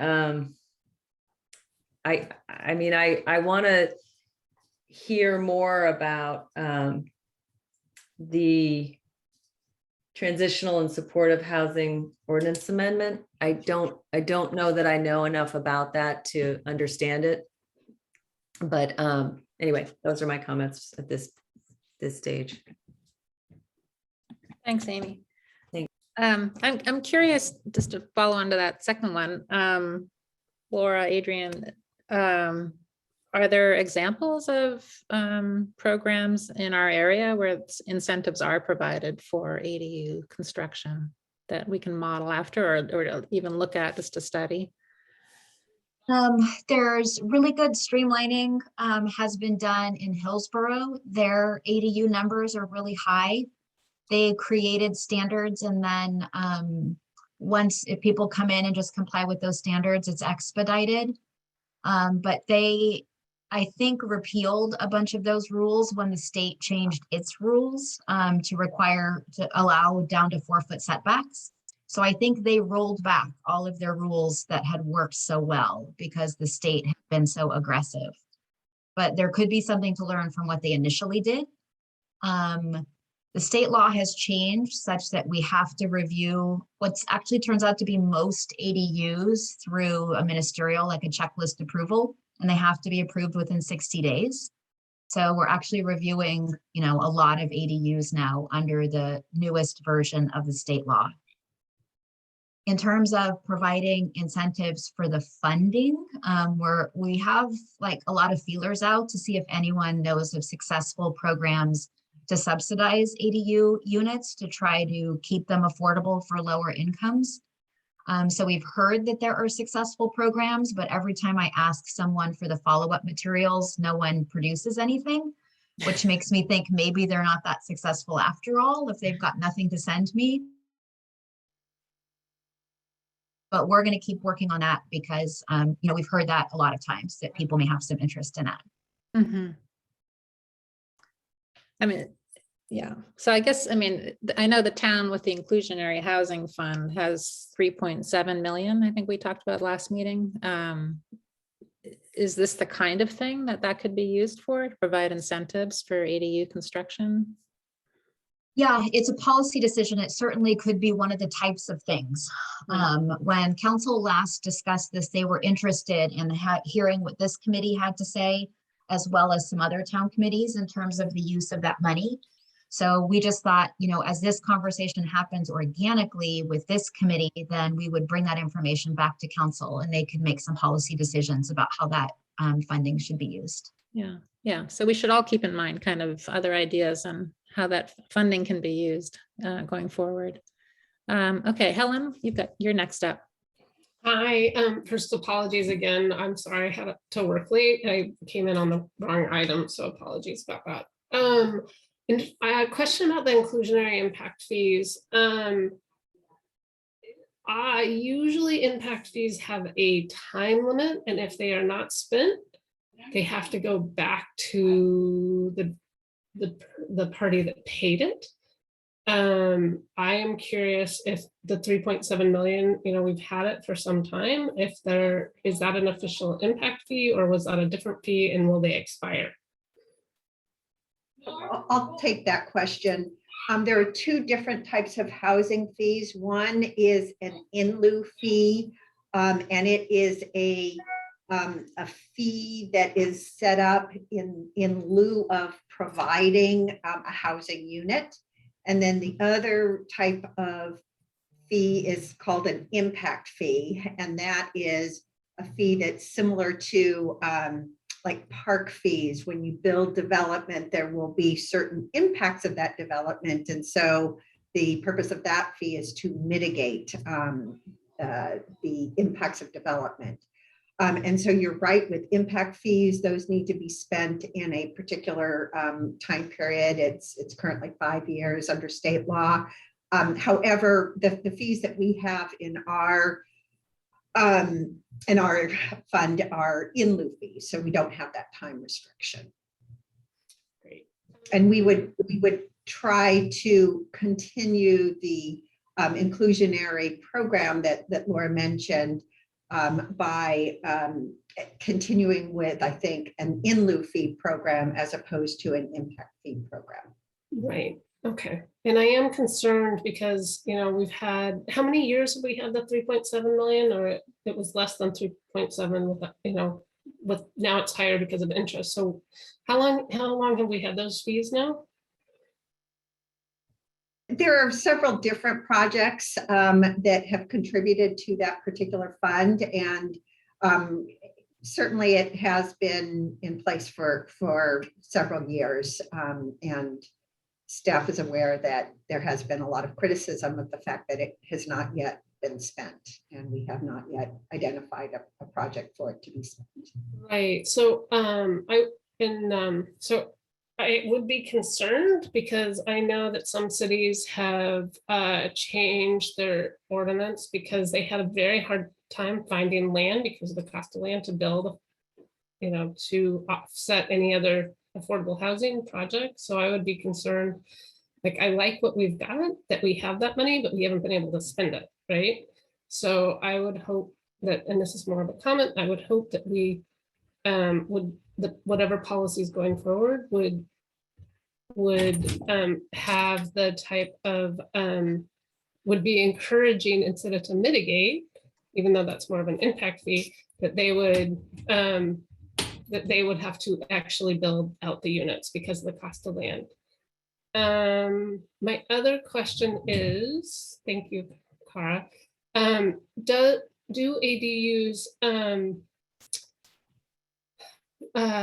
ADUs still need to match the primary residence? I've lost track with different rules changing. This rule is different now than it used to be in terms of matching the primary residence. So off the top of my head, I think it was decided that they just need to have a natural color palette, but they can have a different architectural style. Okay, thank you. And what about heritage trees? What's the status with an ADU with heritage trees? Because we still, at last time I looked, it's been a while, there was no mitigation possibilities for heritage tree situations. Well, it depends on the situation. We do have people remove significant trees that are significant under our ordinance to build their ADUs. So that does happen, but there are circumstances. I mean, it depends on the specific case, I would say. Do they have to go before the tree board? No. No, so it's within by staff, with staff? Yeah. Okay.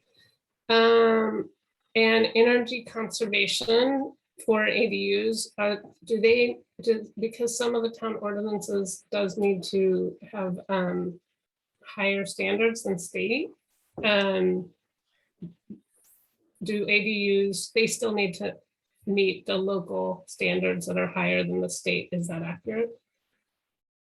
No, they do not. The ADUs are excluded from our green building reach code, which is actually currently not fully in effect anyway, but no, they're not. Okay, that's what I couldn't keep track of, whether they had any exemptions. Those are my questions. Thank you. Thanks, Helen. Bob, go ahead. Some questions, but first a quick comment. Laura, I think I understood you to say that you haven't heard of examples of incentives for ADU development. Washington Post had an article about Washington, D.C. providing such support. I'll forward it to the leadership of the committee and ask them to circulate it. I thought it was very interesting. Questions. I understand we're going to defer affirmatively furthering fair housing until later, but I wonder if you could give some examples of issues that are encountered in that context in Portola Valley, aside from economic barriers. Like in a concrete sense, what does that mean in Portola Valley? How has that been an issue? I'd really rather not speak to that until we get to it, because it's really a new topic area that we're all still learning about. Okay. So I don't want to get it wrong. We'll have a whole discussion forthcoming. Okay, I will stay in suspense then. And I was wondering if you could elaborate a little bit to Andrew's question. In-home rentals aren't captured in terms of the RENA accounting, but I understood you to say that HCD does take them into account or does consider that in the community, although Cara had a caveat that she offered. But did I understand that correctly? So if someone constructs an actual junior accessory dwelling unit, and there's a definition of that in our code and in state law, and then uses that as a rental, when the junior accessory dwelling unit is first built, we count it in that year as a new unit. That's the only way that it can count. Yeah, I got that. Okay, then if you're just, letting your kids' friends stay at your house and they would otherwise, not have housing, there's no way to count that in terms of one of our units. What I was trying to speak to, and I didn't describe it very well, is if you have a program, let's say like the home sharing program, where it's a structured program where we try to match people with housing units for safe and secure housing, then HCD would look favorably upon that. So it doesn't count in our unit count, but it shows that there's a program that encourages a diversity of people living in the community. Then Cara was adding, because of the proliferation of short-term rentals, now there's pushback against short-term rentals described as less than 30 days. Okay. So I think any program that still encouraged people to live in the community that's not short-term, but you know what I mean, people who would not otherwise have safe housing could be favorable if it was constructed right. So my question is, I know of many examples of people that are providing affordable housing to, using existing structures or in the home, hasn't been a permitted junior ADU, but they're still renting it out on a long-term basis. Not through a formal program that's described in the housing element. Would there be value in trying to quantify that?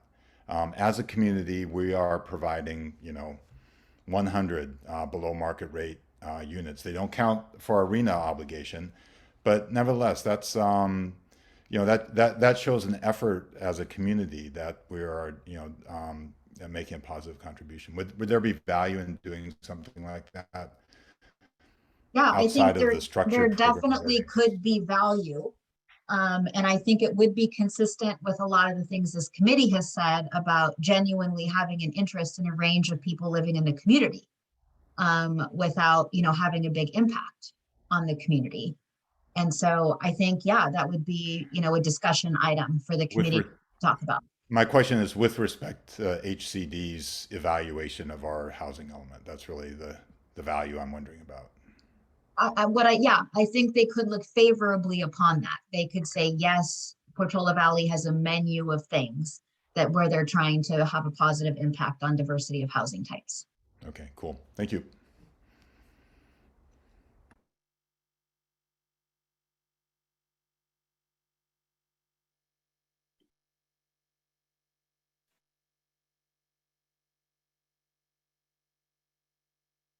Oh, Jocelyn. Oh, goodness gracious. All right, my daughter's leaving, so I can stop muting soon. All right, my question was a follow-on. If there are rentals going on that kind of unofficially, like what needs to happen in order for those to count for units towards our housing element RENA numbers? They can't count as in terms of the numbers. Yeah, so you get brownie points for having a program, but doesn't help us meet our numbers. Yes, I think there's potential for brownie points, but it doesn't help meet the numbers. Yeah, thank you. The one way that it could help is that traditionally a housing unit has to include a separate kitchen. And so junior ADUs are now considered to be part of the house, and you don't need a separate, standalone structure. You can just convert a bedroom or a family room into a junior ADU. And as long as that junior ADU has a kitchen, it could count for a housing unit. On the other hand, there are other types of situations that traditionally do not count as housing units. For instance, student housing, where you have, dorm rooms, and the individual student dorm rooms do not have individual kitchens. Those are, HCD has ruled those are not considered housing units. Okay. But there is, some leeway there, some interpretation. So it's like an idea would be coming out of this, an idea would be to create some sort of program to streamline or incentivize junior ADUs so that they count, but maybe so that people could build them more cost effectively. And then some kind of program to encourage people to rent them out at lower incomes. Like, that's kind of where I see this conversation going. And that's financial incentives to rent them out at lower incomes? Yeah, I mean, we can kind of talk about, but just to brainstorm, I mean, maybe you could do an expedited permit process that the town would subsidize, or we could do some like pre-approved kitchen remodel plans. So someone could just use those plans and adapt them. I mean, there's things we'd have to think through, but there may be something there. Mm-hmm. Okay. And that would count. That's great. Okay, Nicholas, go ahead. We've been talking about ADUs. I would like to ask whether it's appropriate to talk about other things as well. So for example, yes, that one of the things that we haven't addressed are mixed use areas, or the potential of adding on, so non-affiliated, but mixed use zoning, which is a challenge at best at this point in time. The other is we haven't gone through and talked expressly about constraints, which need to be called out in the housing element as well. And there's a potential for debottlenecking constraints as well. And I am asking whether this is the appropriate time to talk about those sorts of things, or if there's a more appropriate point later in the conversation. Laura. I think right now we want to stick to some of our existing programs, this part of the conversation, and then we're going to talk about adding new programs just a little bit later in this meeting. And then I'd have to think about, you're right, there's certain things in the constraint section we might want to add as programs, but some of that is spoken to a little bit in terms of some of the streamlining and proposed programs. So I think maybe a little bit later in this meeting, we can pick that up. Thanks very much. I appreciate it. and just in terms of process, what I was thinking was, we're doing all the questions and stuff now where we're sort of getting more information. And then when we come back for the committee discussion, I was thinking we would just go through each of these program by program and kind of, pull together any other ideas or suggestions that we have as a committee. Okay, so more questions. Bill Kelly, go ahead. Hi, yes, the question I have is just as a practical matter, if we're approaching an end game here with HCD, if we were to significantly recast our ADU policies, not streamlining in our way, but things that actually take a lot of the pain and expense out of it, so that you were doing something that was almost an over-the-counter kind of application, something very simple. The question is, do we think that in a regime like that, there's a good faith basis for us saying that could increase our number of ADUs by 50% or 100%? Or is a leap like that more than HCD would accept? In other words, it's an effort worth going through, I think, but as a practical matter, will HCD accept our projection that we've now doubled the number of ADUs because we changed the rules? That's just a practical question. It's a very good question. I can tell you what I know and what people have told me is that they will probably not accept a really big number like 50% or doubling. They probably will not accept that. You would have to take really drastic measures in terms of streamlining to get to that point. We might be able to use some case study from other communities whose numbers really did go up. I gave Hillsborough as an example. Their numbers really went up when they streamlined their process. I think one of the things we have to keep in mind though is that we've got 1,700 properties in town and we already have about 250 ADUs.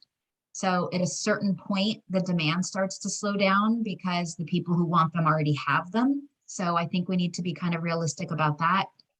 I don't want to speak too much more in terms of what I think HCD would accept. It's a question we could ask them, try to get an HCD person on the phone and talk with them about what kind of projections we could make. Their standard guidance to us is that you should just use the last 3 years as the average.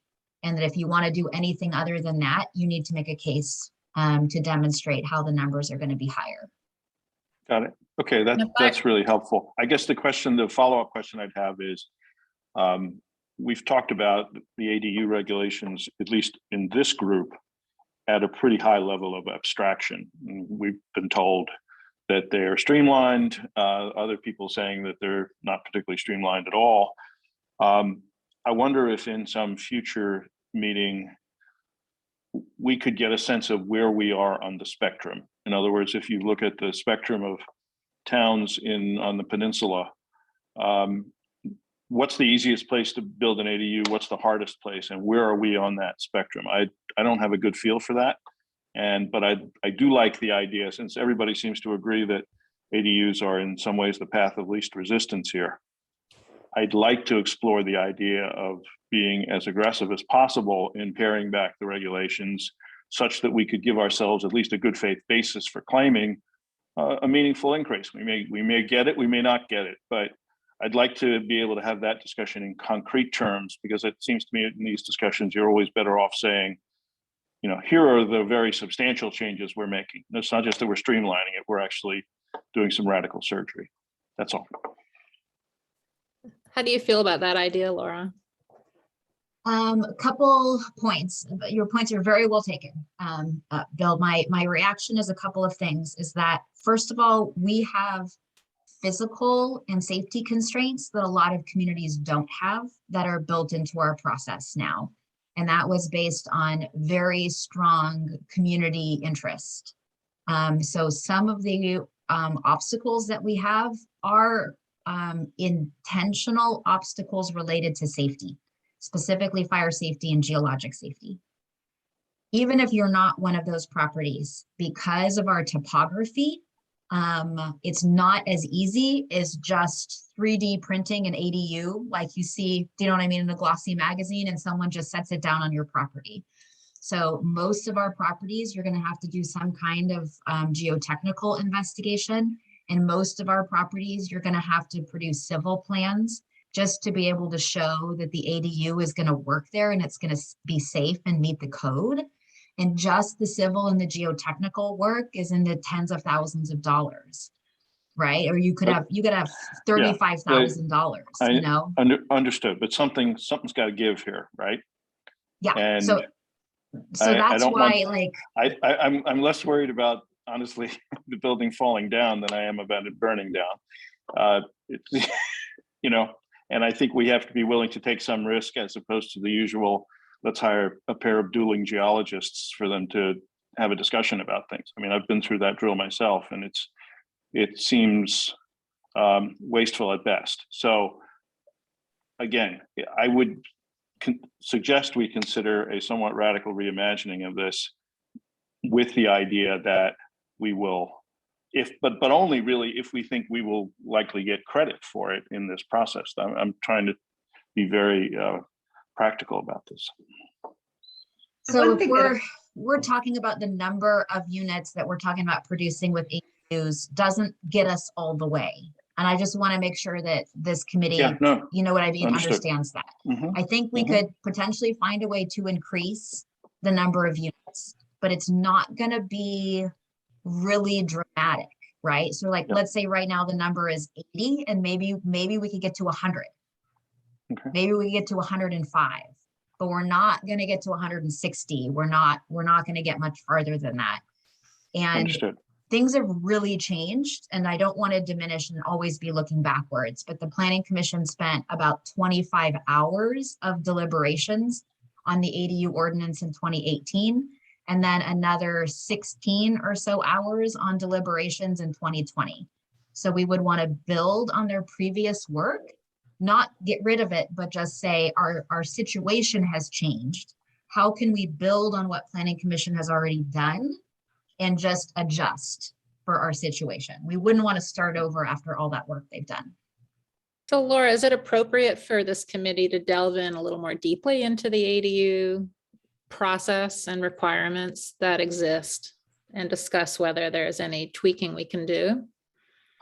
So that's certainly possible. Let me tell you, it gets complex fast. Yeah. And for people that are not used to dealing with land use, like that level of detail, it would be pretty tough to get into that level of detail.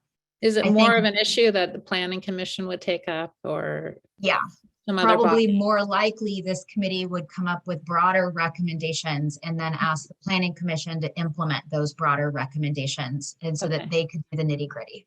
So do you foresee another opportunity to talk about broader recommendations for ADUs for this committee, or is that supposed to happen tonight in this discussion? Well, we have a few things in the proposed programs related to ADUs. We're hearing a lot about, you know what I mean, the interest in streamlining them. So I think what we'd want to hear is some consensus, if we can get there tonight, around what do we mean by that? What is streamlining? Is it time? Is it standards? Is it appearance? Is it financial? Like, if we could kind of get some feedback on those broad categories, that would give staff some things to think about what kind of streamlining may be possible and how to. Great. So people on the committee, I guess, sort of think about that. We'll come back to this during our discussion to sort of fine tune that a little bit more in terms of a committee recommendation. Chair Swisher, could I just add two legal points to this discussion? So there are two things that have changed in ADU law since the last go around with our housing element. The first is that under state law, there is now a mandate from the state that towns allow for an ADU to be built on the 4-foot setback, and that ADUs can be at least 17 feet high. So when we said that the Planning Commission spent a considerable amount of time at the hearing on updating our ADU ordinance, that was because there was a lot of pushback to the 4-foot setback. And for that reason, many community members came out against really increasing the number of ADUs because they were concerned about the 4-foot separation. The second major issue that has changed since the previous housing element cycle is that the way that HCD has calculated the affordability requirements for ADUs has become more stringent. Before, we were relying on a model that was produced by 21 Elements in terms of affordability, and we were able to count many of our ADUs for the lower income brackets. But now it does not appear that we can rely on that particular model. And so it is likely that most of the ADUs that are built in Portola Valley will be attributed to the market rate end of the spectrum. And so we will not get any lower income, or we will get some, but we will expect to receive as much credit as we did in the previous cycle for lower income ADUs. But we still need market rate units on our list, so that would help for that. But yeah, that's a point. I'm glad you made that point to remind us. Sarah, did you have something you wanted to say regarding this particular discussion? That's okay. Let's just keep going. Okay. All right. Andrew Pierce, you're next. On the ADUs, I think we all need to understand that the state made ADU review ministerial. So the idea that you can streamline something, it's already been preempted. It has to be streamlined. It has to be within a certain number of days. There are some things in the ADU law that allows for, shall I say, NIMBY neighbors to slow something down. but it's basically architectural review is the biggest gray area. The other thing that occurred to me was if we had a program that somebody could dedicate an ADU to low rental cost, for example, that might be something that we could show the state. I don't know if that would work or not. But I do think the only thing I don't think we want to waive fire and geology and ADUs. I look around me, everybody's living on a hill and we're uphill from trees. So we got both geology and fire to think about. But I do think we could, for example, waive architectural review or make it easier. I do know something about this because one of my clients got paid a six-figure number because Redwood City subjected her to our architectural review. And I convinced the court that that was illegal. So I think we can back off at least on that, but everything else is now ministerial. And so I don't think we should overestimate how much easier we can make it. Okay, thank you. All right, Amy, go ahead.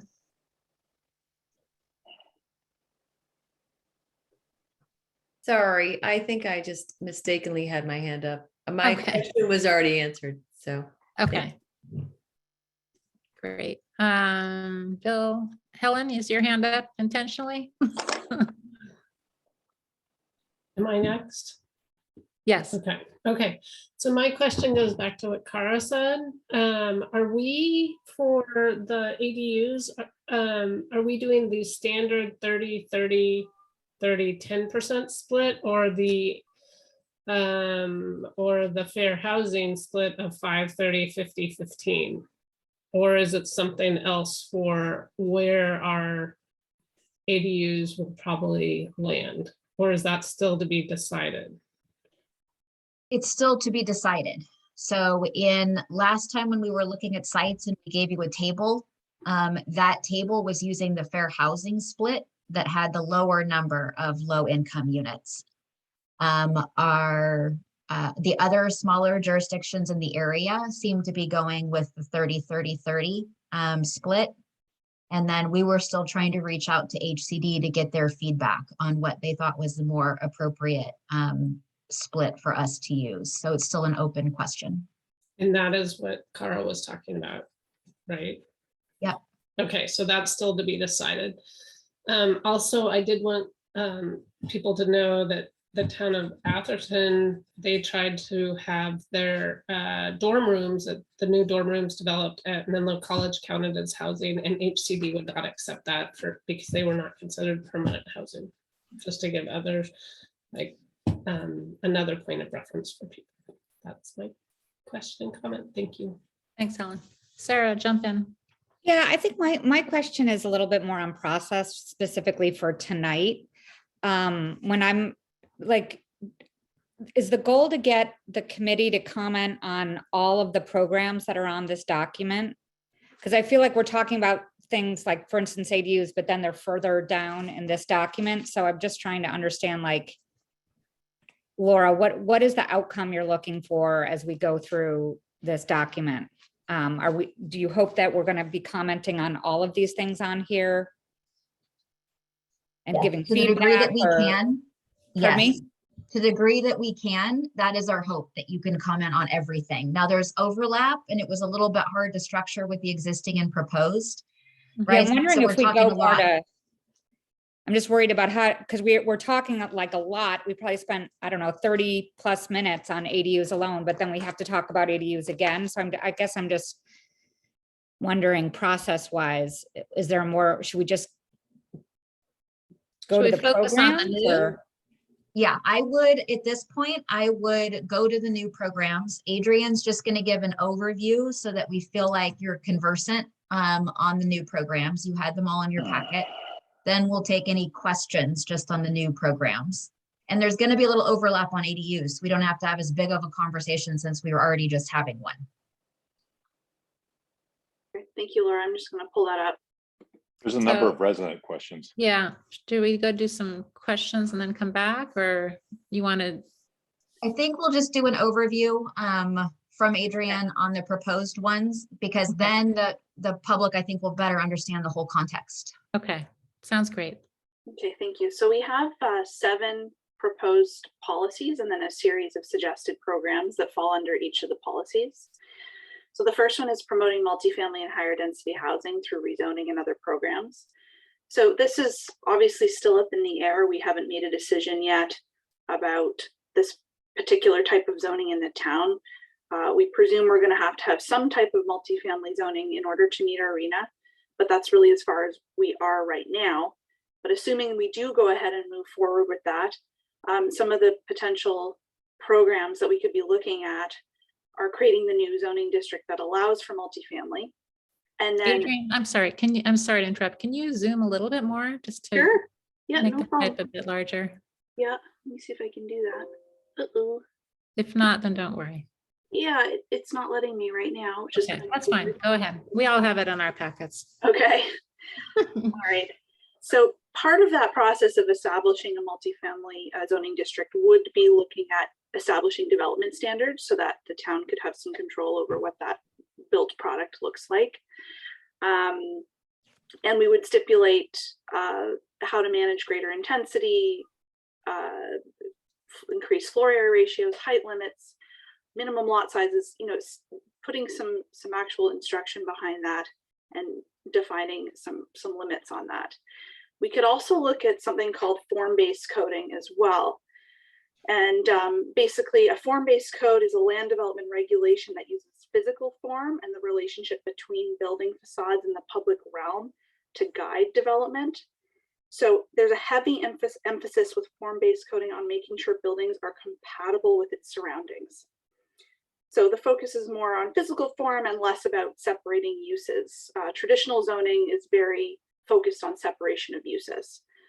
So that's something we could look at, because with form-based coding, everything's laid out pretty clearly and well-defined. And so that could be subject to some by right approvals and sort of improve the actual development process and reduce the time it would take. So that's something we could look at. Another possible program is create streamlined and efficient development approval processes for small scale multifamily development. So we talked about missing middle housing on our February 22nd meeting. That would be standards for duplexes, triplexes, and quads. We also thought maybe we could think about developing an outreach program to encourage middle housing developers to come to Portola Valley. Traditionally, this would not be a town where, you know, missing middle housing developers would even know to look. So this could be a good way to sort of introduce the town to those developers and also sort of help guide what we're looking for, you know, what the town's all about, and just sort of bring some people to the table to understand what we're doing in our town. And then the last one here, D, is exploring developing higher density senior co-housing. And this was actually an idea that came out of our community-wide meeting last fall. Somebody raised this idea. You know, we have the Sequoias, which is expensive housing to some. And so perhaps there's an opportunity to offer more affordable housing opportunities to our senior population so that they can age in place and stay in our community. You can see here, we're looking at sort of how to go through the analysis. So we're looking at the first category: does it further AFFH? Does it support the housing strategic plan? We've predicted a sort of timeline if we were to pursue some of these programs. So for example, here I've inputted medium term to long term. It would probably take over the course of this next 8-year housing cycle to implement these programs. Additional staff time, yes. Additional funding, more than likely, yes. So I won't call these out for each of the policies and programs moving forward, but just keep an eye on those categories as we go through. And certainly if you have a different interpretation from staffs of timelines, or you know what funding might look like, we'd be open to certainly hearing your feedback. So second of the 7 possible policy areas is create a well-managed affordable housing program that preserves affordability in perpetuity. So we were just touching on this in our last discussion. So we can really dig into this more as we go along. The town doesn't have any kind of infrastructure at the moment for managing affordable housing. So this would be a heavy lift, certainly. It would be a long-term program that we would undertake, definitely we'd need additional staff time and additional funding in some form. But that's just something to be aware of. So I won't go into each line item here, but basically we could structure the program in many different ways, like consider prioritizing affordable housing for residents. There's some crossover here as well with affiliated housing that we could look at. When we look at additional funding potentially being required to manage this program, our consultant actually recommended we might consider trying to join with other cities in San Mateo County to share a housing staff person. So perhaps there's a contractor that serves multiple jurisdictions and helps us out and helps us administer our program. And there could be some good cost savings there. So that's number 2. The third one would be revise standards and approval process to reduce costs for affordable housing and lower the cost of market rate housing.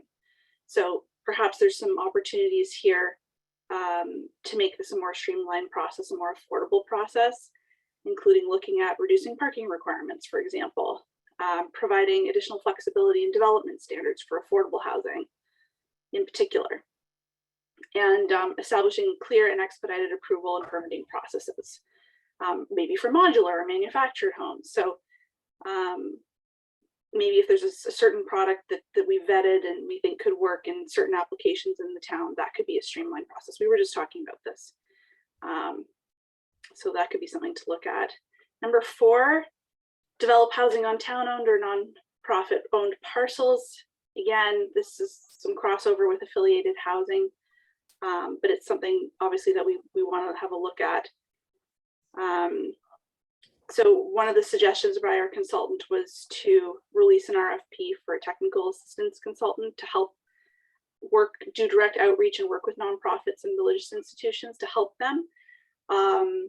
Religious institutions in particular aren't necessarily experts in housing development. So if we want to work with these partners in town and encourage these housing opportunities, perhaps we could help them facilitate that process. And again, allow housing by right on all nonprofit religious institutional zone sites. That has to do with expanding our affiliated housing program. So I know we've had lots of conversations about that, but anything else anybody wants to add to that this evening would certainly be helpful. And then of course we were just going through this. We were talking about promoting ADU construction and affordability.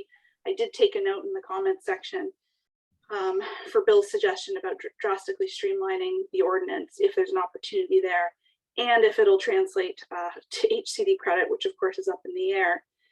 But there are many opportunities to look at our ADU ordinance here and see if there's something we can do, such as reviewing our standards, improving public information. That's B. E, we've touched on this before as well, looking at running a survey of ADU owners in Portola Valley to determine how ADUs are actually being used. It's kind of an open question to all of us. What percentage are being used as rental housing? Is it affordable? Is it market rate? This would be good data to potentially have, and this could be a formal program in our upcoming housing element. Again, develop an affordable ADU rental program. That's something we can look at too. We can look at an ADU program for caregivers and workers in particular, perhaps that are actually, helping the primary owner in their main home, and then they live on site to help out. So that's something we could look at. We could look at developing a program to actually match landlords with potential renters out there. So the sort of hands-on program where people approach the town and say, this is what I'm looking for, and then we kind of do a matching program. That is very similar to what HIP housing does. So maybe we just look back at HIP housing and figure out how to leverage that a bit better than we already are. So that's something to look at too. So I'm jumping through here quickly, assuming everybody's had a look at all of these. So I'm just going to continue on. So number 6 is improving the development review and approval process. Again, we've talked about this too. This could potentially look like reviewing and refining design standards so that they're more understandable. We could reduce processing time, but yet still maintain discretionary review. That's what's difficult, because the town is very invested in maintaining the discretionary process as well, having control over that. So there's definitely a push-pull here to streamline, but we also want to maintain our discretionary power to ensure that developments do really fit into the community. So that's something to think about also. We could also look at, I'm looking at C here for number 6, review use of consultants, staffing patterns, and fee schedules to improve efficiency. So that's something we could also look at. And then finally, we have, and these are just preliminary, certainly open to more fire-related policies as we go along. These were some of the recommended policies from our consultant. Some of the programs we actually borrowed from Town of Paradise as well, to take some learning from what they've been doing. So the policies refine fire-resistant building standards and land use policies to ensure they utilize the most up-to-date science in preparation for resiliency. So here we have the first one, establish clear and consistent standards for fire-resistant buildings. B is a good one. Consider adding supportive programs to assist households with vegetation management. One of the heavy lifts is going to be managing vegetation, and how we're going to do that, how we're going to ensure compliance. Perhaps there are households that just don't have the funds to do it. So maybe there's a way to assist those households that need the extra help. And then C, work with fire district to map fire hazards in Portola Valley. We've talked about this at length too, but this could be an actual program in the housing element. I'm just skipping down to E, work with local fire officials to educate homeowners and landlords through community meetings. That's obviously something we could do some more work on, because we really do need the community to buy into creating a fire resilient community, and for everybody to do their part on the individual homeowner basis as well. And then we've had lots of discussions, lots of questions from the community about fire insurance. So here, our final suggested program for policy 7, F is engage with insurance companies in the area to identify ways to align insurance policies and programs, such as maintaining defensible space, home hardening, and really sort of working closely with these providers to see if we can help our community members find some reliable insurance. So that's a suggestion as well. So I'll leave it there and just open it up to committee questions and comments right now on, again, this is proposed policies and programs for our upcoming housing element update. And then after we get those questions, comments, we can move to the public and then have a broader based discussion and go from there. So thank you. Thanks. Thanks a lot, Adrian. That's a great overview. So just, I guess, Adrian and Laura, what would be helpful to you? Do you want us as a committee to kind of go through the existing programs and touch on things that really resonate for us, or changes that we would like to see? Or do you want us to focus on the new? Do you want us to touch on both and when we do our discussion? Yeah, well, there's overlap. Yeah. Yeah, I wonder whether just in terms of managing our time, we could just go to the public comment and then combine the questions and the discussion later, because I think we're going to wind up covering a lot of the same ground. Yeah, I think that sounds like a good idea. Is that all right, Laura? We do that? Okay, thanks, Jeff. Good idea. Okay, so we're going to public comment now on this whole area, and then we'll come back to the committee. So Ron Eastman, you're up. Yeah, hi. I'm sorry. Thank you for taking my question. Several that came to mind, but I wanted to ask first. For Cara Silver, is there? I know that various counties do an affordable housing impact, and I know firsthand it can be quite sizable. Is there any way to buy our way out of the RHNA allocation? I mean, can we pay for affordable housing in other parts of San Mateo County with affordable housing impact fee funds. And that was one question. And but I actually I something that came to mind, and this is just off the top of my head, so it's completely unscripted, and I'm sorry. That what about the possibility of allowing trailers? My quick Google search shows that you can put 10 trailers on an acre. We would only need to find 25 acres, and they don't need to be massive trailer parks. I mean, we could put trailers at Town Center. We could put trailers at Silver Oaks. I mean, there's lots of small flat lots around town that we could, I mean, if that was allowed by our code, which it isn't, but it could be. And they're not tall. They can be distributed throughout the community, throughout the landscape. And I mean, my greatest concern is conservation and conserving the feeling of this community. And distributing it. This is Ron, thank you. Your point's well taken. And I think you had an earlier question. Well, my question for Cara Silver was about the affordable housing impact fee. Could we buy our way out of this? Okay, let's go to Cara for that. So HCD does have a program when the original allocation is made at a county basis. Counties can decide collectively to for one city to take on some of the affordable housing obligations of another city. And there could be some kind of exchange for services or infrastructure as a result of that.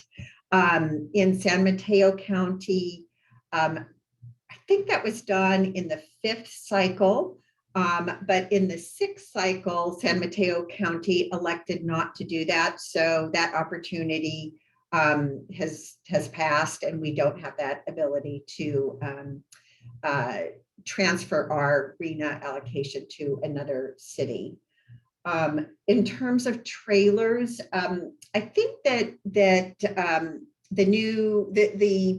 updates to the ADU law have an expanded definition of an accessory dwelling unit, and it could include I believe a trailer, depending on it having the proper infrastructure, et cetera. So that certainly is a possibility to allow for mobile homes to count as housing units. HCD, I believe, would count a mobile home as a housing unit.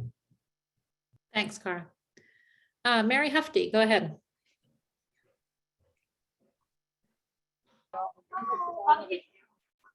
I'm hoping my battery doesn't run out. Can you hear me? Yes. Okay. I just wanted to make a point about procedure and public perception. I feel like, first of all, 2 things. Portola Valley Neighbors United is very interested in getting good affordable housing alternatives for our community. And we did, in fact, have a meeting when it wasn't easy for the rest of the town to bring people together. We were able to bring a large group of people, almost 80, to give out solutions. So giving out solutions somehow is perceived, makes it the person who's trying to get people to give their solution in this town seems to be perceived as somebody who doesn't support affordable housing. And this is just not fair, first of all. And second of all, we came up with lots of good ideas the day before yesterday. And I would say the public perceived that the town committees and the town staff were not interested in our solutions, just because nobody came. And so I just wanted to, I'm not about blaming anybody because that was your option and you were not invited speakers, but we didn't want to have invited speakers. We wanted to have people get their chance to say their wisdom. And it turns out there's a ton of wisdom in this town that is ready to help with this problem. And we would just like to say, please try and include the community in your decision making. Thank you for your attention. Yeah, so Mary, this is Jocelyn. I just wanted to follow up on that. I mean, I'm so glad to see so many people. We now have 50 on the call participating in the meeting. And this is really kind of the most effective way for everybody to be involved in this process. I think it'd be great if you have a write-up of the solutions that your group came up with the other day. If you could forward that to, say Adrian, we could have her forwarded on to members of our committee so we can take a look at that. This is a really tricky situation and it's hard to figure out how to make this work. So we're definitely open to ideas. Thank you. Well, we're planning on doing that, and we will do that. And like I said, thank you.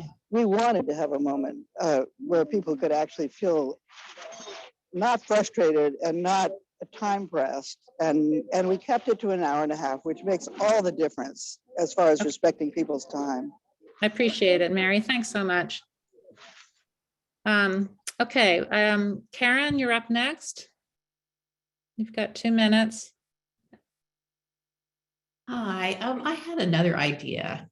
I was wondering about the affiliated housing program and if it can be broadened in that the schools, for example, have said, the public schools, that they don't want to have, or the teachers don't really want to live at the school. And that's understandable. You don't necessarily want to live at your workplace.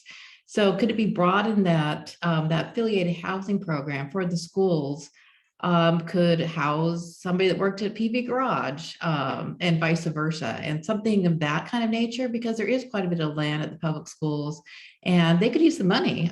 There's always people trying to, bond measures and everything else. So it might be a win-win if there was some sort of broadening of what affiliated housing meant. Okay, thank you for sharing. Next up, Karen Askey, go ahead.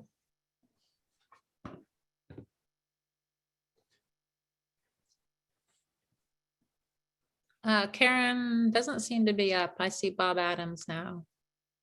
Did we lose Karen? Why don't we go to Bob? If Karen comes back, we'll get her up. Bob Adams, are you there?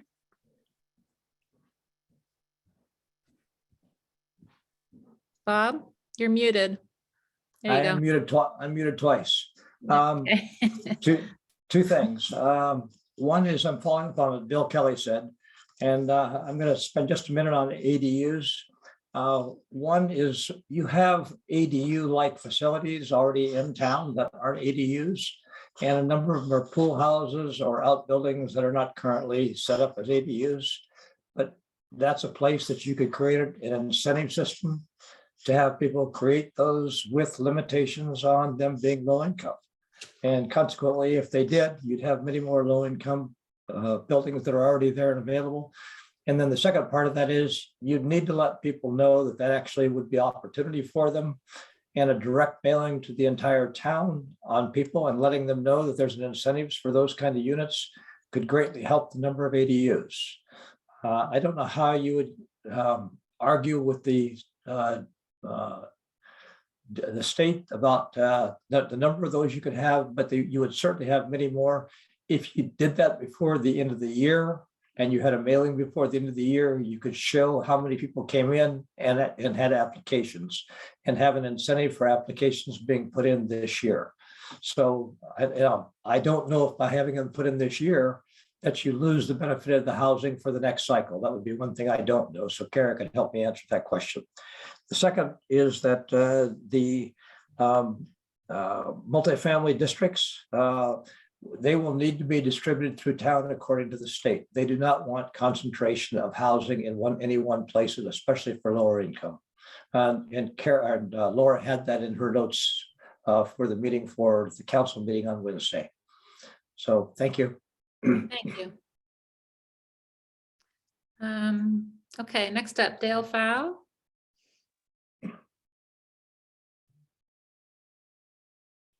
Go ahead, Dale.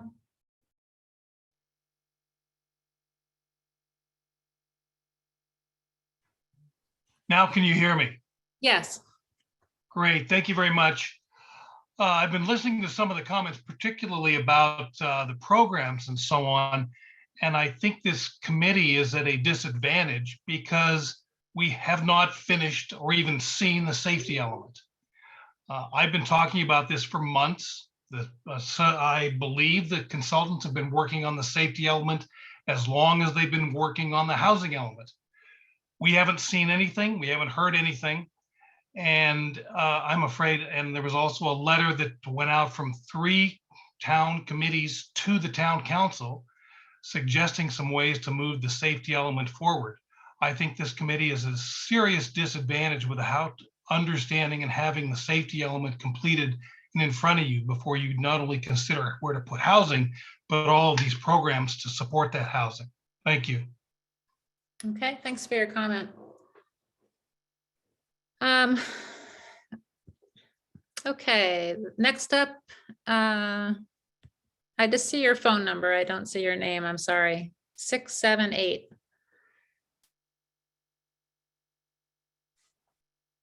You're on.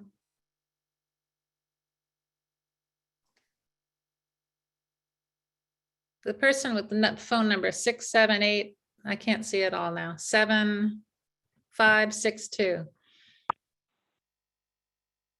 Go ahead. Hello? Okay. Hello? Why don't we go on to the next one, please? Which is it's Rita Comas.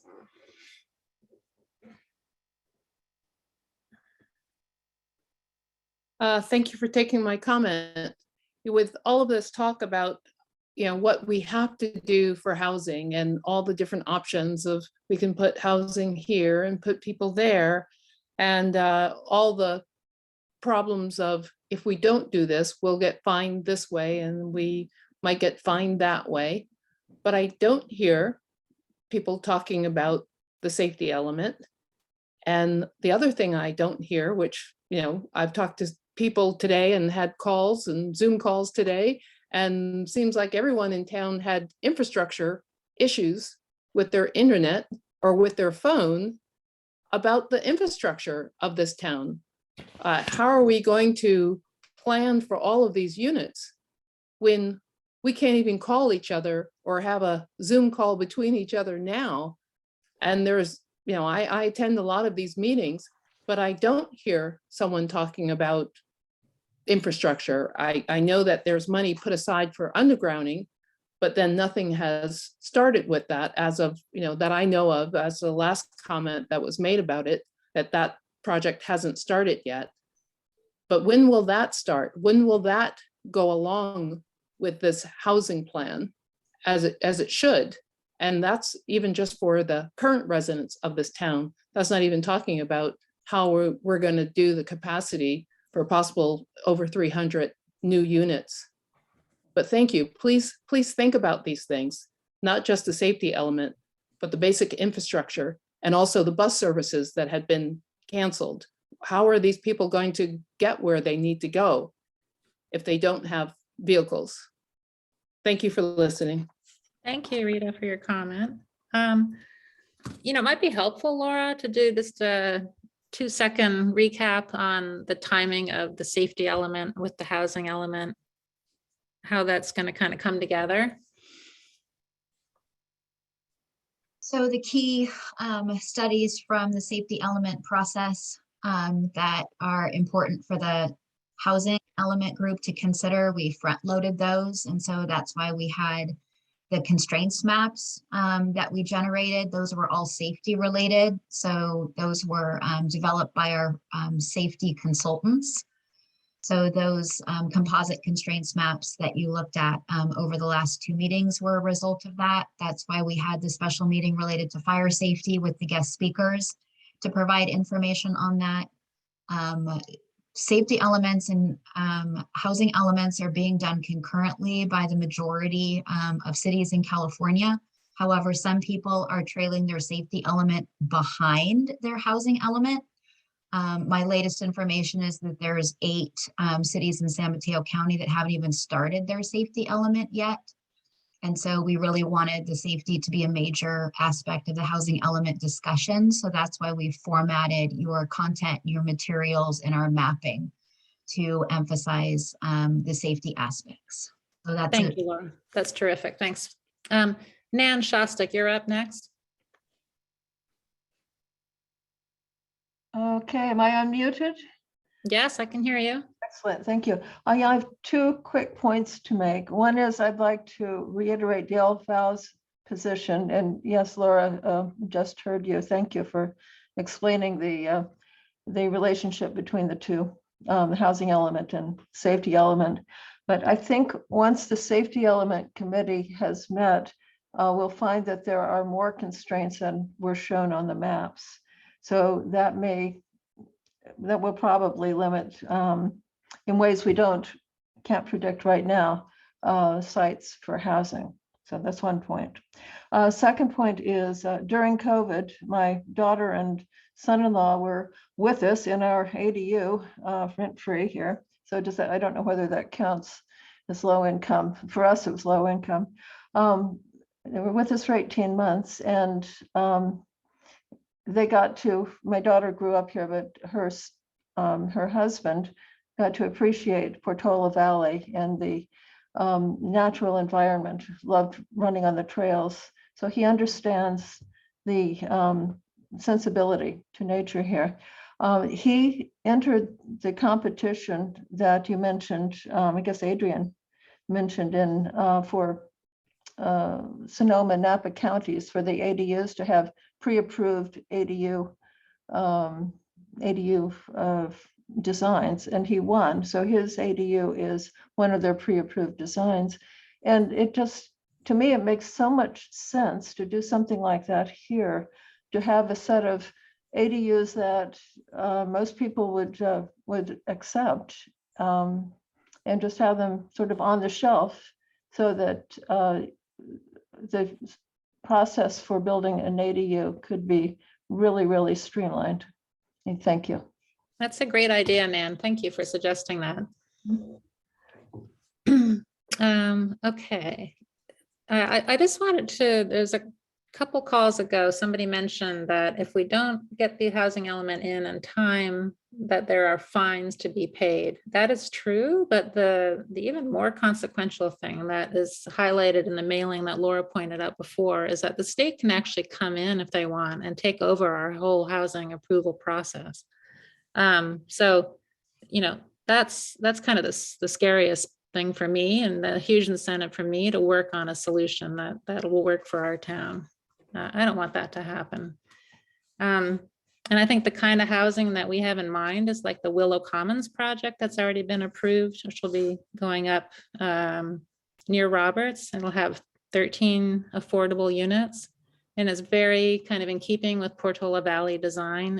It's beautiful, setback from the road, it's low rise. And I think that's the kind of thing that people in this committee are thinking of. And if the state comes in, then, we kind of lose control of that. All right, next person, Karen Askey, go ahead. Can you hear me now? Yes. Yay. Well, a lot of the comments or questions I wanted to ask have been asked, but I'm assuming that as the committee is looking at the existing housing element and the new one, you guys are going to take some of those ones from the existing housing element. So even though Adrian proposed certain new elements, you still may be looking at affiliated housing and all of that. So my questions are back on the existing element. One was for the in-house rentals, even though we can't include them in the RHNA, if we get brownie points, could that maybe help us lower the buffer? So at least maybe bring that number down. Secondly, I'm all for increasing the ADU number, and Bob mentioned we have an existing pool house without a kitchen that we could convert. And I saw in the proposal there was something about an amnesty program, and I would strongly support that for existing units that maybe were built without permits, and to look at that. I also had a question about the town affiliated housing, and if that was the just town land, or it was the designated for staff. And the last thing that I saw is there was something about maybe decreasing parking standards, you know, to help with the affordable housing. And unless we have public transportation, I'd be very concerned about that, just with the amount of people that would still have cars to be able to live here. So I think that's it. Thank you. Thanks, Karen. Jeff, do you want to clarify on the town land point that Karen just mentioned? I might have to lean on Cara or Laura for this.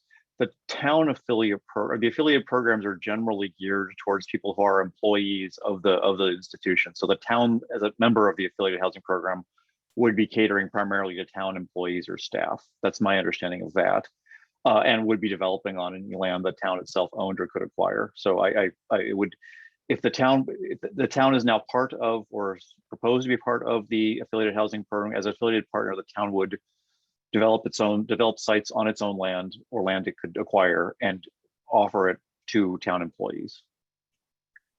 Cara, Laura, feel chime in, correct me. I agree. That's the way that it's written now. And there has been consideration in this group and amongst others to change the affiliated housing program so you would not have to be an employee of that particular institution. Yes, thank you. Yep. Great. Thank you both. Okay, we got 2 more hands up in the community. And then we're going to move to, 3. Move to a committee discussion on kind of 4. All right, Carol Russell, go ahead.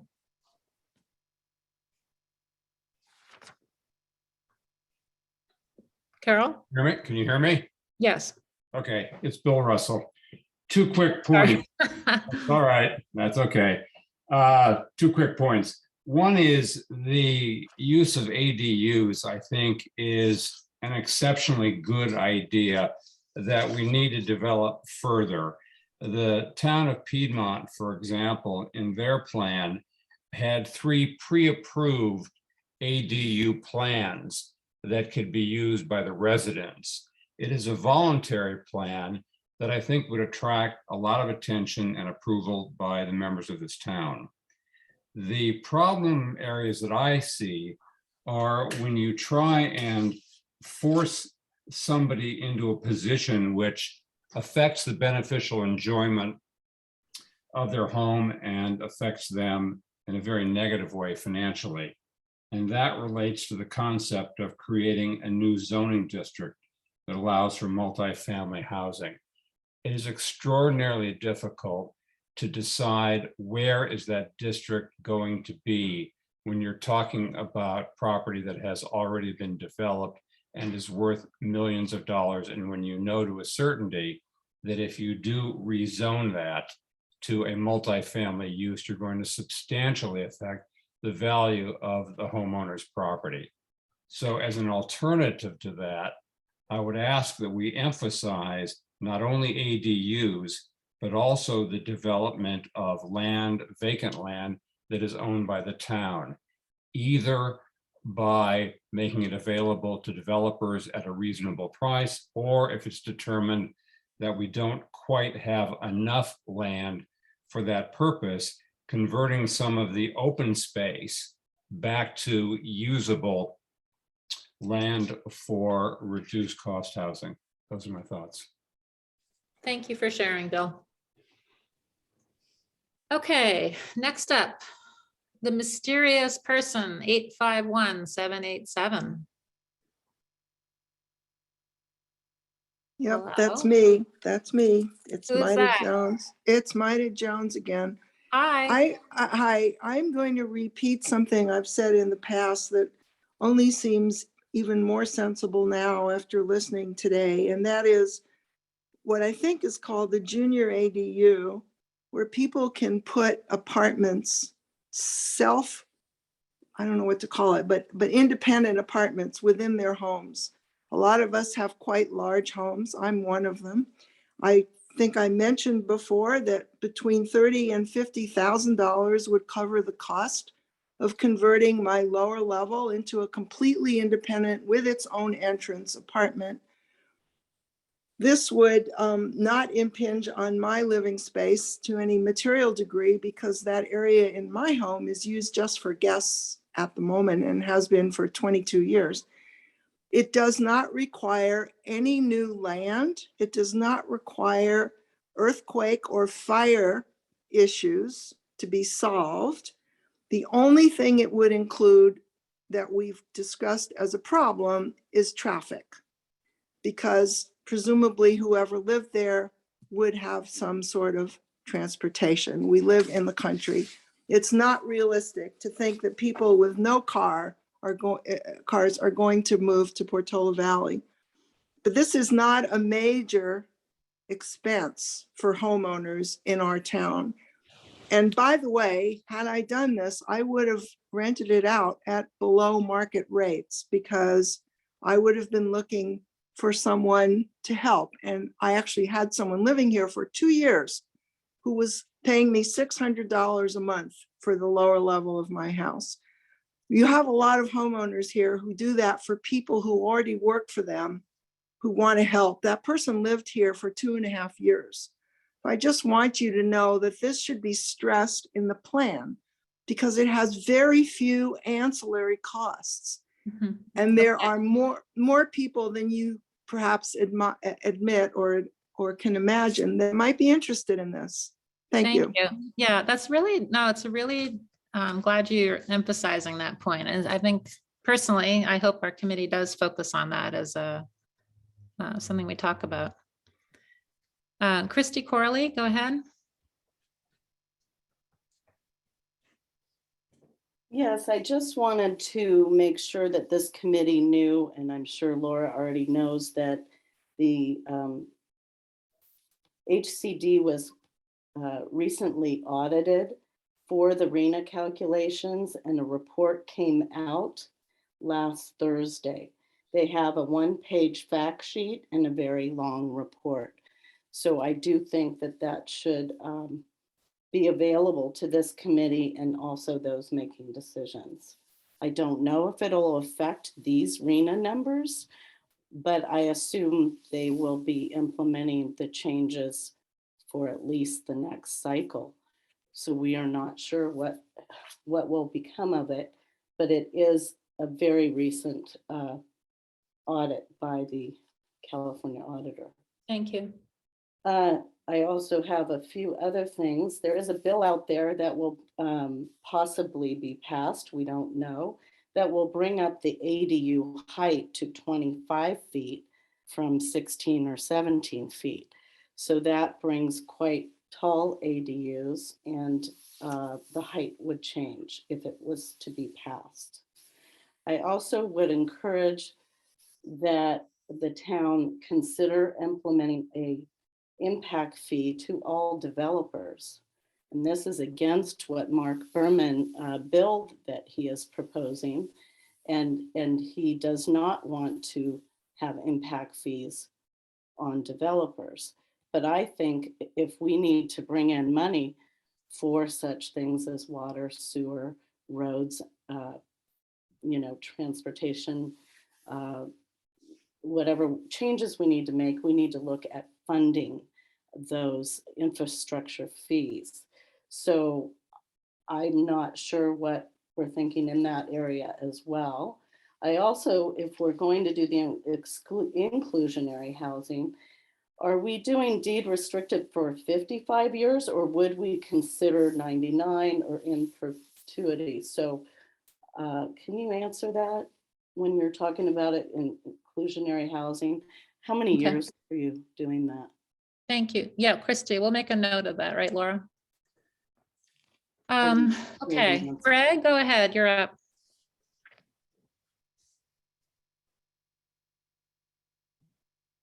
Go ahead, Greg. Sorry, it's Greg Franklin. Hi. Hi. I just wanted to follow up a comment that was made earlier about creative ideas with respect to ADU plans. And I've advanced this previously in other forums, but perhaps not to this committee. It was reported in January, we have $4.6 million in this housing trust fund. And so what I've suggested we might consider. I think we checked it last meeting, it's 3.7 million. Well, I think the town was expecting $700,000 for a property that was being redeveloped on Firethorn, isn't that correct? That's But anyway, included. it doesn't really matter for purposes of whether it's 3.7 or 4.6. I think you reported you were going to receive $600,000 in January in one of your public meetings, but the concept is pretty simple. You've got 4.6, 3.7, 4.6. It really doesn't matter. 3.7. Okay, well, look, you. The other number you mentioned is included, I was just told. Okay, great. Yeah. So 3.7. So to encourage people to bring ADUs online and therefore spread the burden of this RHNA quota across the whole town, why don't you consider making grants to people who, bring these units up to code online, whatever. And the example I've used is, why don't you give people $50,000 a piece if they'll do that? But the provision or the quid pro quo is it has to count against a RHNA unit.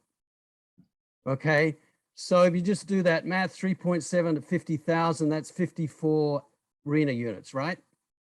And additional ones. And I think you have to take into account the pretty dramatic distribution against low income. So 45% or 115 of our 253 basically have to be for families or households that have less than $111,000 to $139,000. Anyway, Laura knows all the numbers associated with that, but the one that troubled me was 73 of the 253, or almost 30% of them, have to be for households less than about $75,000. It's 70,000 for families of 2 and 87 for families of 4. That's a terrible burden, and I think the only way we can get there is to do something like this. And if you don't want to provide people with, I don't know if 50,000 is the right number, but there is some number in there. And I think if we also relax the town oversight on ADUs, which just anecdotally I hear is still pretty bad, even though a key objective of the ADU ordinance reform 3 years ago was to streamline them. And so I think that survey of ADUs and feedback from ADU residents are developing would be very helpful to you. Thanks. Okay, thank you, Greg. All right, Dave Cardinal, you're up next.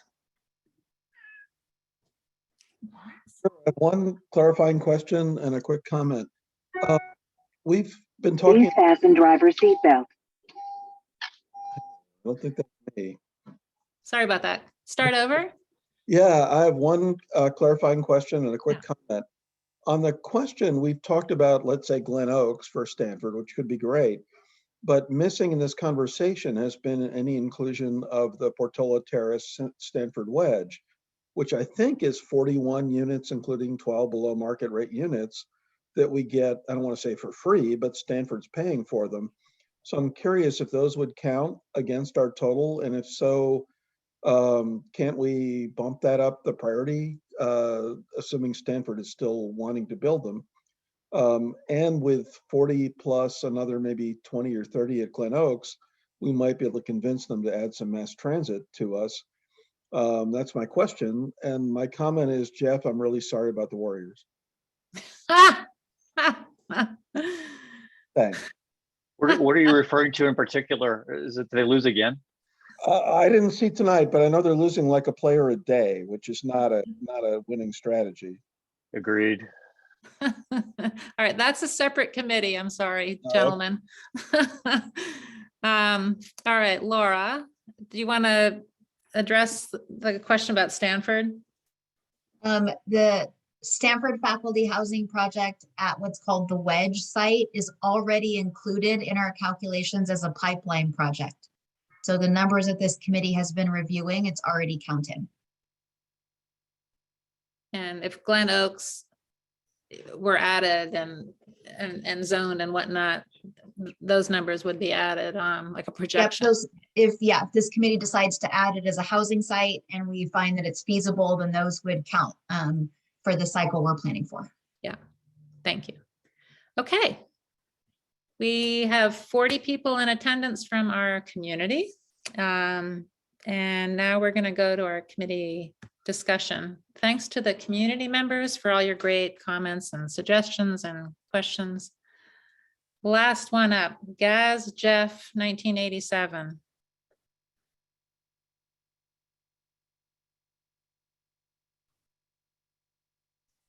Hello, Hi. yeah, sorry, I was muted there for a second. Yeah, who is this? George Zadasiak speaking. Thanks, I okay. wanted to make a couple of quickie comments. Yeah. Number one, the justification for putting all this housing near Nathorst Triangle was because it'd be near stores. Well, this is low-cost housing. Roberts Market is one of the highest priced food stores in the area.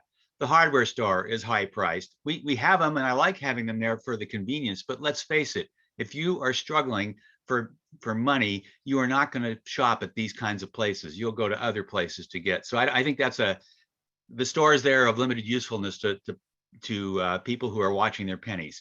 The other comment I'd like to make is the issue associated with ADUs not counting for the lower cost housing element. I don't know where that comes, where that comes from. You don't sell an ADU separately from the entire property. And the people who occupy the ADUs that I know are definitely fall in the lower class, in the lower income areas of, they're rented out to people who don't have a huge amount of money or don't have a huge income. All over town, you see examples of this. So I don't understand how the state or whoever is responsible for coming up with a valuation associated with an ADU.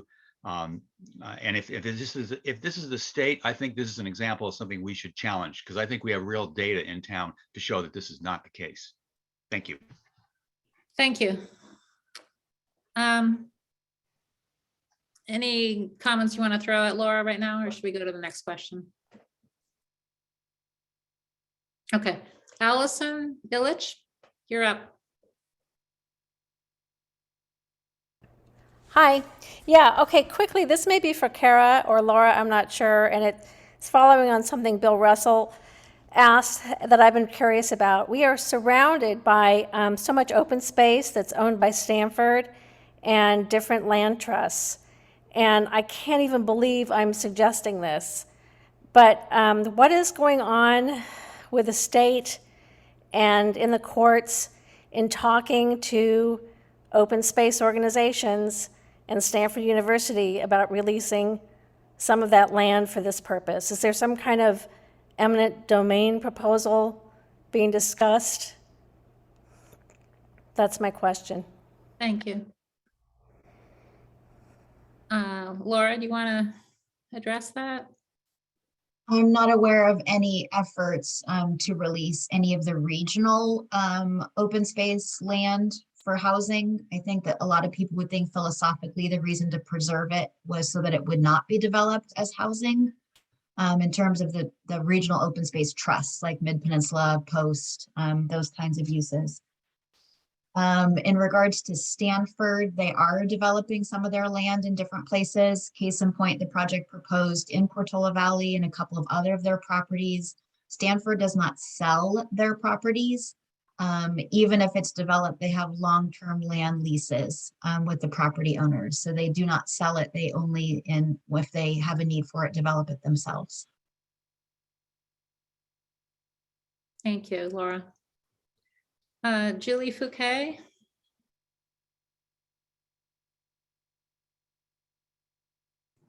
Yeah, sorry, it's a little late. Can you hear me? Yes. Just wanted to provide a data point regarding the difficulty of building an ADU, because we did build one a decade ago, and the process to get the plan approved literally took years. In fact, our contractor died during it. The amount of money was also, I thought, really high. We ended up having to spend over $120,000 before breaking ground, because we did all the planning and had all these different specialists, study the soils and everything. And then the planning commission moved it 6 feet and everything had to be redone from the ground up. Nothing was allowed to be reused. And it was very, very expensive. And a lot of people who asked me about the process later said, boy, this sounds bad. I said, think really hard before you build an ADU because it's so hard. And so I don't know, maybe it's gotten easier in the last 10 years, but it seems to me that it could be a lot easier. And I know people, friends of mine who didn't build an ADU after seeing our experience that might be convinced to build one now. Thanks, Julie, for your comment. I mean, we talk about this on and off. Like it sounds like the process has been streamlined in the last few years. Is that right? Very much so. So Yeah. projects that used to go to planning commission or go to ASCC are approved at a staff level just through a plan check on a regular basis now. So there's no discretionary approval. If they submit their plans, if they meet the code, then they're approved. Yeah. I mean, it sounds as streamlined as you can get, but we still do require geologic safety and fire safety, I guess. Yeah, if you're asking for something special, then that can still definitely take longer. Yeah. But if you're meeting the base code, you're usually going to have a couple of weeks of pre-application meetings with staff. And then once you apply, you're going to be approved within 60 days if you comply with the ordinance. I mean, that sounds very straightforward now. So that's great. Glad it's changed. All right, Dana, you're the last one. Go ahead.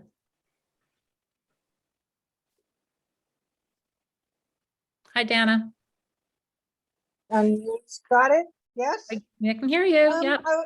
I was at a political meeting 2 nights ago, and the gentleman who was running said that for every homeless person in Santa Clara County, there are 4.6 available units and that are vacant, and that they were really trying to work on that idea in terms of incentivizing. So I really don't want to get into content in Portola Valley, but it might be a good idea to incentivize the community to build kitchens. There are 5 ADUs between my house and Willowbrook, and there are 5 houses, and none of those count. And so I think we can do this as a town. Anyway, thank you. You're here. Thank you, Dana. We're all clapping our hands silently because we're muted. All right, we got Dana as the head cheerleader. That's our new appointment on the committee. All right, I think we're out of questions from the community. We are down to 39 stalwart attendees. And now we're going to go back to our committee and discuss. Laura, are we looking for some guidance or really you just want to have a discussion? Discussion in the way that the committee feels comfortable. It would be nice to hear from the different committee members about, what programs and policies they're feeling confident about, where they might have more questions, where there might be more discussion that needs to be had, so we can get a sense of what might be solidifying and what needs a lot more discussion or information. Okay. Do you want to just leave it open like that, or do you want to kind of go through each program?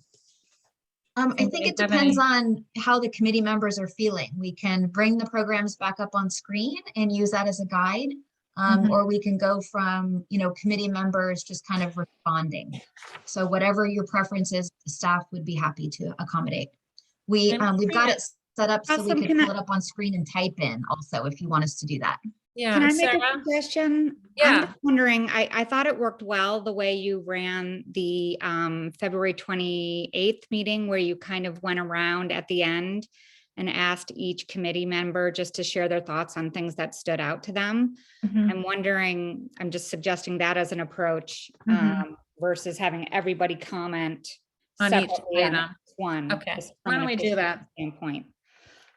One thing before we do that, sorry to jump in here. I was wondering if you could clarify, Laura, You know, I think there's a lot of enthusiasm for ADUs, and I think that's great. And I think there is more obviously that we can do there. And I'll share the thoughts that I agree with that have been discussed. But I wanted to make note that, you know, we do have 64 very low income units that we need to hit still. And in order, my understanding, so please correct me if I'm misunderstanding, in order to hit that through an ADU, it would need to be a deed restricted ADU. Is that correct? And if so, can you explain to everybody what that really means? Okay, it would not necessarily have to be a deed restricted ADU. But HCD is going, we think, in the direction away of counting ADUs as all of a city's lower income housing units. So if we had a strategy that only had ADUs for our lower income units, I think we would have a challenge. I think they would not likely approve that. If we had a mix of ADUs and some other form of low income housing that was deed restricted, I think that that mix would be stronger for HCD certification. So can I ask it another way? Outside of zoning the 20 units per acre for the 3 or 4 parcels that would get us to the 64 units, or deed restricting, how do we prove to HCD that we have zoned to enable the 64 very low income? Okay, so the 20 units per acre is called the default density, and that's the density where HCD assumes that lower income units are possible. So they have set that number. So if we go with the 20 units per acre, then we have the benefit of their assumption in the state law on our side to show we're going to have lower income units. If we do not use that, we would have to come up with our own justification. And there's about 4 or 5 points in the law that you can make a case. So it would be like an owner has indicated that they're interested, or a affordable housing developer has said that they're interested, or the financial modeling shows that it's feasible to construct affordable units at that location. So it needs to be something pretty tangible if you're not using the 20 unit per acre default density. When it comes to ADUs, there's 2 different formulas, and Helen was asking about this earlier. And we talked about this in one of our earlier meetings when we talked specifically about ADUs. So there's like the safe harbor formula, and there's 2 different versions of it. And either way, we will be able to count some ADUs in our lower income categories. It's just a matter of exactly how many we're counting. And as of the law right now, ADUs in the lower income categories do not have to be deed restricted. The 20 unit per acre ones, I believe, would have to be deed restricted once they get built. Laura, clarifying question. Surely junior ADUs would be the lowest, would qualify for the lowest income category. Is that not true? It's not broken out that way in the formula, because some junior ADUs might be very expansive and some that count as ADUs might be very modest. So they're lumped together, junior ADUs and ADUs, in the way that they're applied. But if an owner were to indicate an intention, that would, we could count that, correct? Well, if it's hard to make, well, I'm sorry, there's a couple different ways to think about this. If there was a program, let's say with financial assistance, such that that unit was deed restricted, then that property owner would have to sign that deed restriction and say they were going to rent it at a certain income for a certain amount of time. If we didn't have a program like that, I don't know how we would track like the owner's intention, or how we would report on that. So I'm not sure how to implement something like that.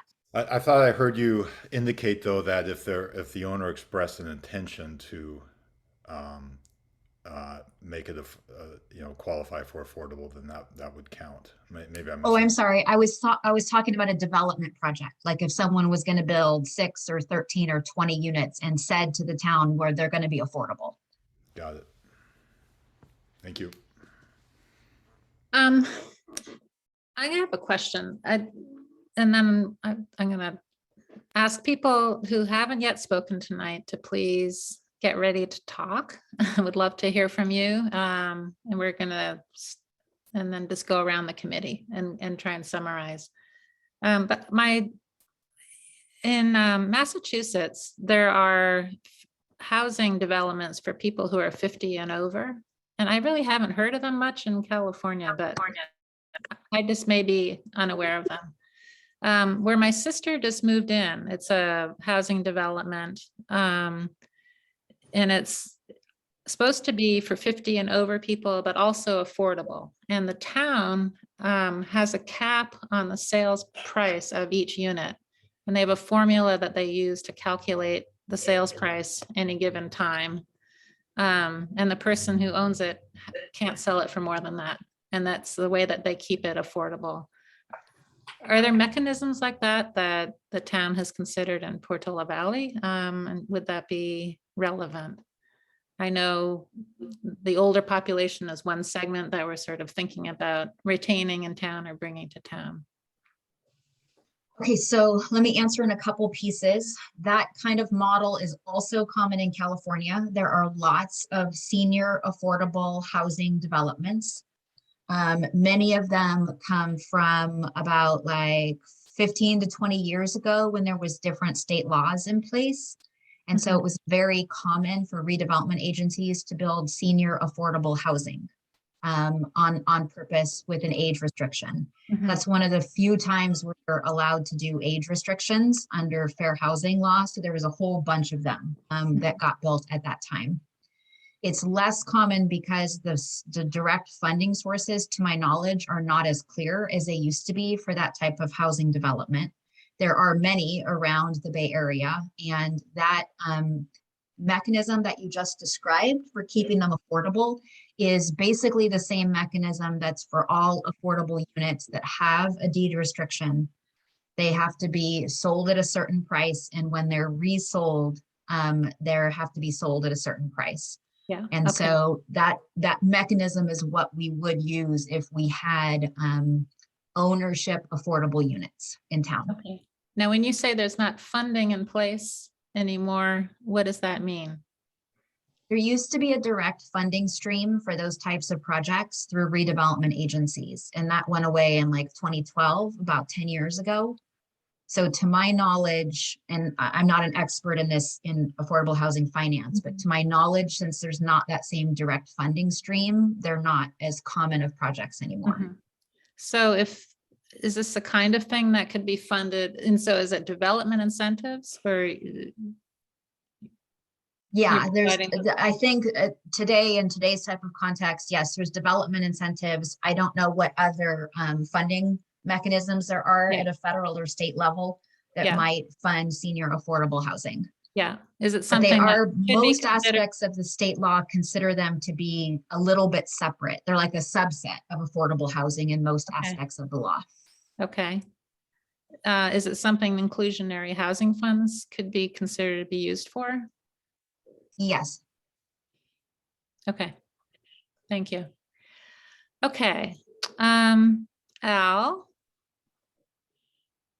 you ready to share some thoughts? I am.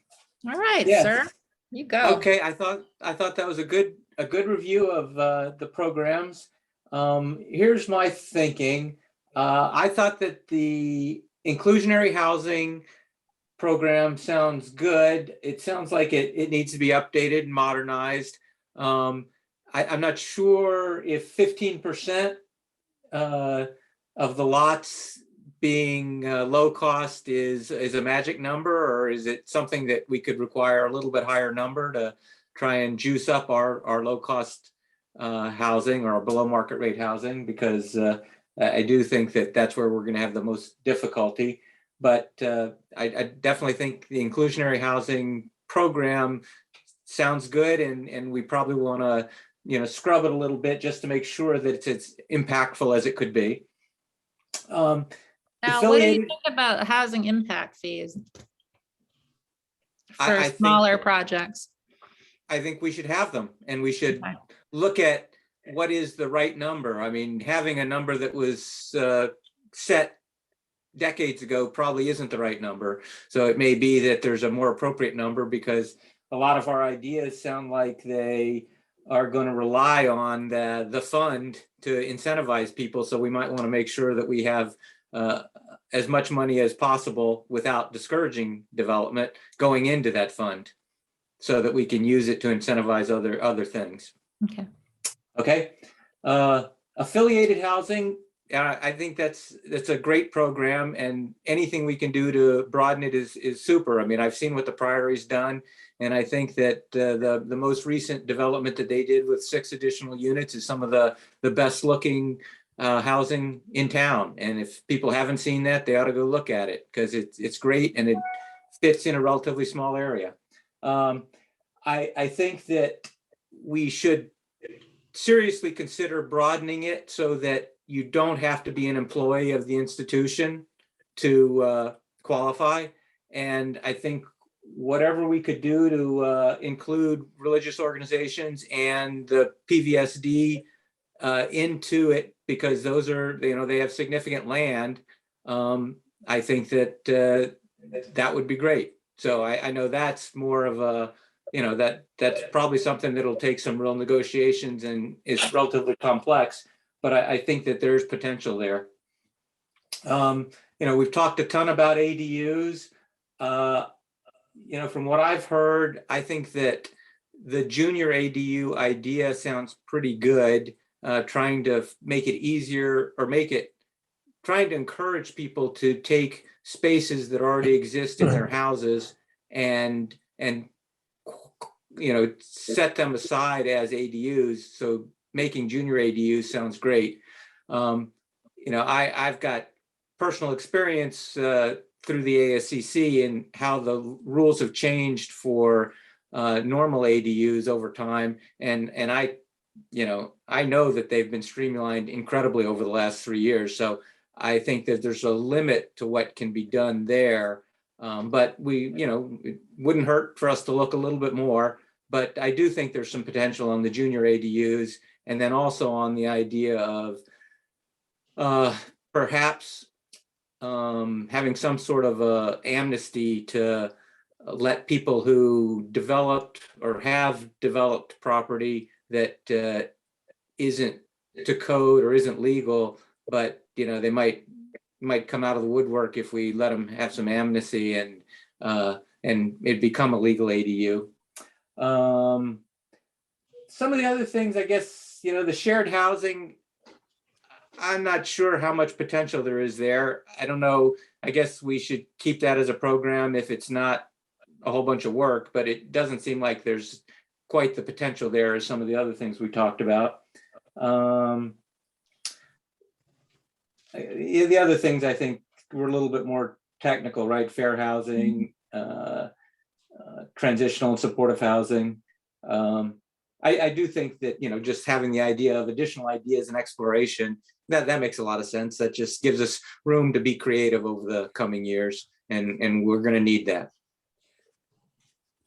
So I guess those are my thoughts. That's super helpful. On the proposed policies and programs, the new one on the chart with the green lines. Yep. Are there any things there that really resonated with you or that you found? I thought that was very well done. I wouldn't say that there's specific things that jumped out at me, but there's also nothing on it that I thought was inappropriate either. I just thought it was very well done. Yeah, I did too. Okay, great. Okay. Thanks, Al. I appreciate it. Sarah or Janie? I'm Hello. assuming, yeah. Oh, Sarah, you want to go first? I'm assuming she meant the other Sarah. Oh. Yeah. Well, I was looking at Dorothy, but I like all Sarahs. Janie, why don't you go and then we'll turn it over to the Sarahs. Okay. First of all, there's so much to consider, and I really appreciate everybody's input. I do really encourage people to drive up Gambetta Lane and check out the Priory. You can see it from the road.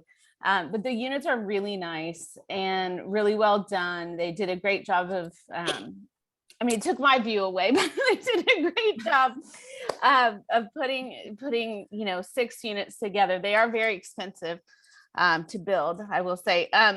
You know, my thoughts are the Inclusionary Housing Fund could be used in different ways. One way that I see really easy, realistic is put a bunch of, make a cottage village, if you will, on town-owned land, or, you know, something like that, where they call them ADUs, but there's a lot of different companies that have these prefab cottages now.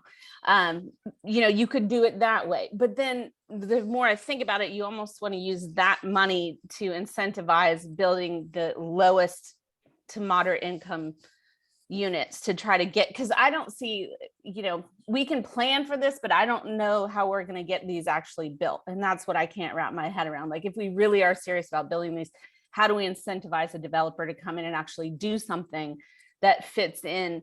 And I really like the idea of, you know, having the form-based coding and having kind of this really clear vision of what we want built in town. But then the other piece I can't really wrap my head around is, like, you build something, what's the incentive to keep it maintained, especially if it's a rental situation? Like, is the developer going to have some responsibility to then be the property manager? Like, what happens with that and maintenance? And because, right, I mean, that's a huge issue if you're building something that's rental, right? You have to have property maintenance. And then, you know, somebody mentioned trailers, and that's kind of where I go to the cottage community model.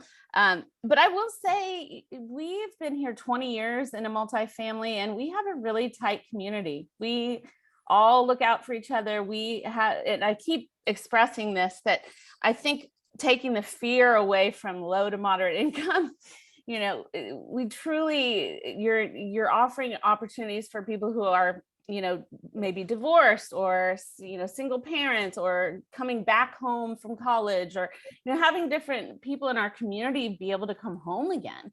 Or, like Jocelyn said, the 50 plus, like there's a lot of people who want to stay in this community that don't have options. I'm curious to get your input on, since you're living in a affiliated housing partner site, right? What do you feel about having non-employees living mixed in with employees? I will say there's a comfort in having everyone be fingerprinted and documented and background checked. I mean, there is a comfort knowing my neighbors are, you know, all upstanding community members. That said, I think, you know, anytime you rent an apartment, you're going to have to go through those same hoops. So I think it's great. I've used this example before, where our custodial staff is all outsourced through a different vendor, and they do so much here, and they work really, really hard. And our night shift doesn't even go home until 11:30 at night, right? And they're cleaning classrooms, and most of these people have children and families, and, you know, have 2 or 3 jobs. So, you know, for them to then finish their shift and drive 45 minutes home, right? So absolutely. And they're some of the most trusted people that I, you know, would ask for help, right? So absolutely. I think that's important. Thank you. Sarah Doherty, where are you? There you are. Hi, everyone. I'm not going to say too much, because I think Al has already sort of talked about a lot of the things that I agree with. I suppose one question that I would be curious to learn the answer to would be, is it possible for us to create relationships with organizations like HIP, the Human Investment Project for Housing? And if we could use those relationships in this partnering concept with people who might have a junior ADU that they would like to, you know, set up so they could have someone live with them, someone who could be a caretaker or someone who works in town. I mean, that to me sounds like a pretty reasonable approach. So I wonder if there is a way that is not too time consuming and taxing on our town's already pretty exhausted and stretched out resources, to formulate some of those relationships. I think that would be great. Dana Breen's idea of providing some amnesty to all those naughty people in town who've built ADUs without permission. Maybe we could turn a blind eye. They could do a quick renovation and bring those up to scratch, and so that they could be on record. I think that's a worthwhile avenue to pursue as well.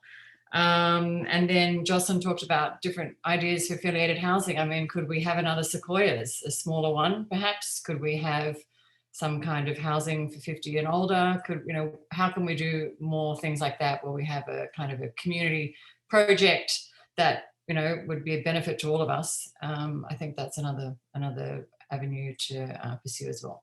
That's all I have to say. One more thing though, I think it's great, all the outreach that this committee has done, that the town's doing, that our council is doing. It's remarkable to me how much work has gone into making sure everybody knows what's going on. I got my flyer in the mail today, and I would really love to hear more people acknowledge all of the effort that has gone into making sure our town knows what's going on in these meetings. We've been doing them since August. So I'd like to hear more people call in and say thanks for all the outreach, because I think it's hugely impressive. Thank you, Sarah. Well said. Sarah Wernickoff. All right. You know, I'm worried I'm going to get a little redundant here. Let me start with affiliated housing. You know, I agree that I know we have been through that 3-year process to look at town-owned properties. My understanding is, you know, fields could be a consideration. And so I think that needs to be looked at. I know Sequoia's mentioned it would be helpful for them to have some flexibility in order for them to do a little bit more building than what they have in their pipeline. I think that's worth looking at. And I love the idea of the swaps within the affiliates system, as has already been suggested. As far as ADUs go, I love the amnesty idea that's been mentioned a few times. If we can streamline it further, that would be great. I have to say, I built an ADU during COVID, and it was really over the counter essentially, because we followed the requirements. I think more promotion of that is necessary, so there's more awareness about that. I like the idea of the caregiver matching program that was suggested as part of the examples in the Excel spreadsheet. I thought that was an interesting approach. As far as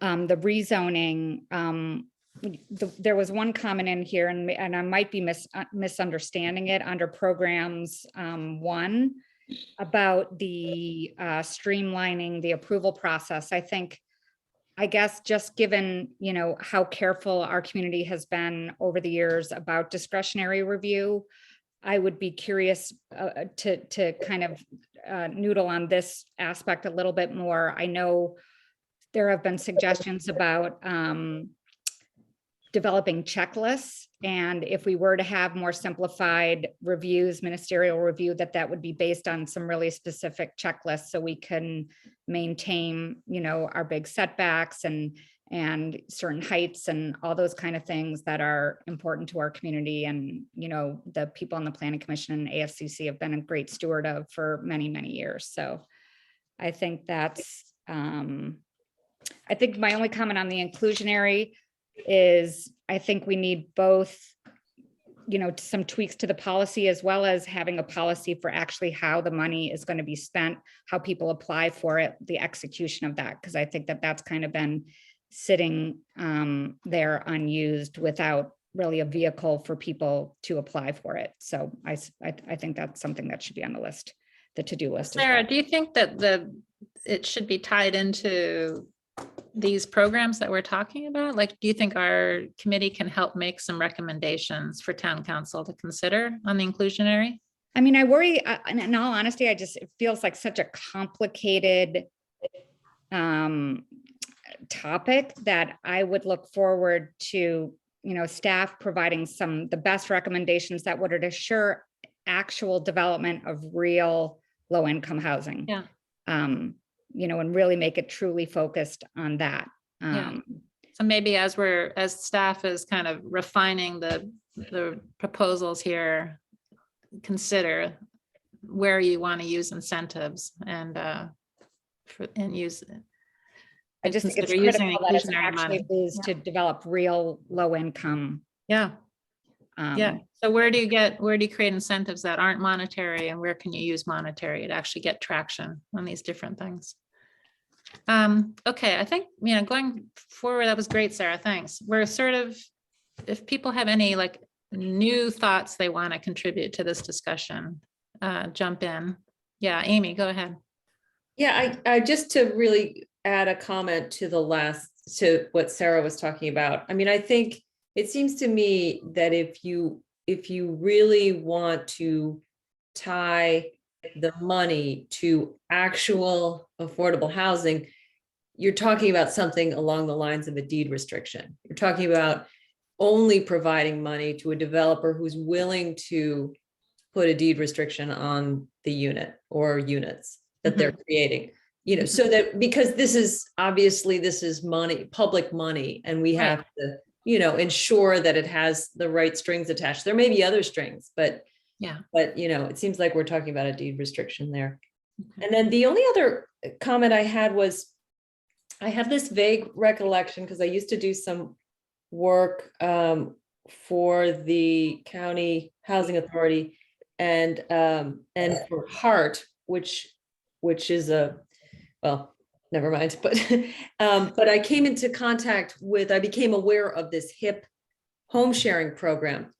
And I may be completely out of date on this, but my recollection was that it was a program, or maybe still is a program, that is pretty successful in some areas, that in some geographic areas. But I always had the sense, and I, again, could be wrong, but I always had the sense that, like we've all probably experienced, there wasn't a real understanding or knowledge of Portola Valley and kind of what kind of community it is. And therefore there really was never really got a lot of traction here. And I'm just wondering, is it worth revisiting that program?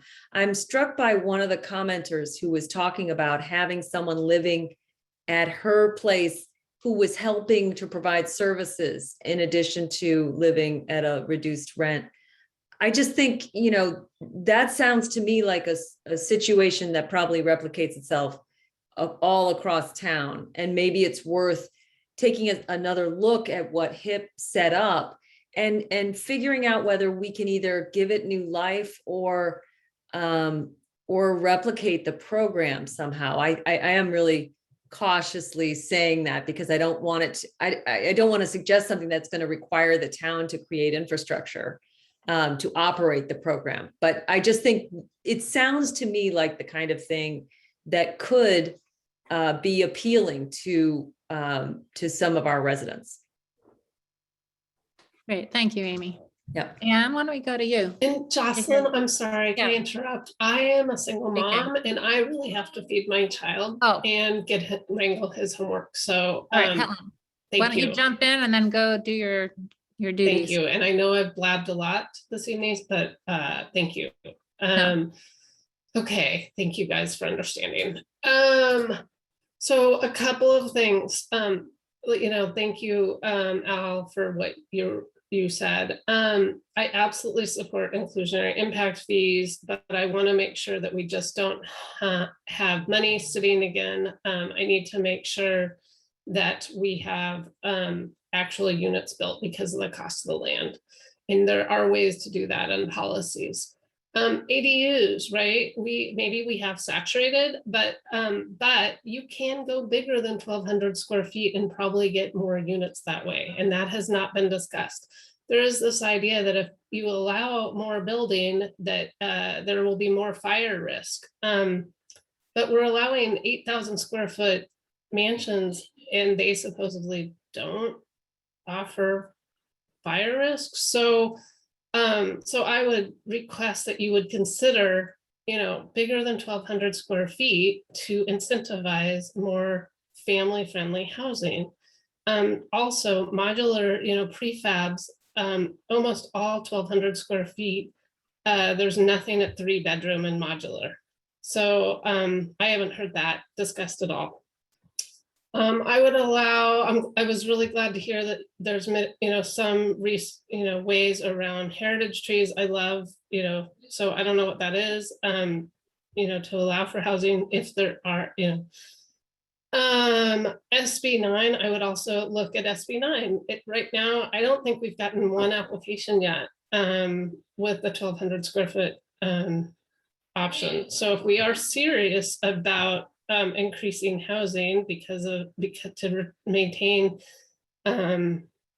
local control and not have the state come in, I would absolutely look again at going up to 1,500 square feet, for instance.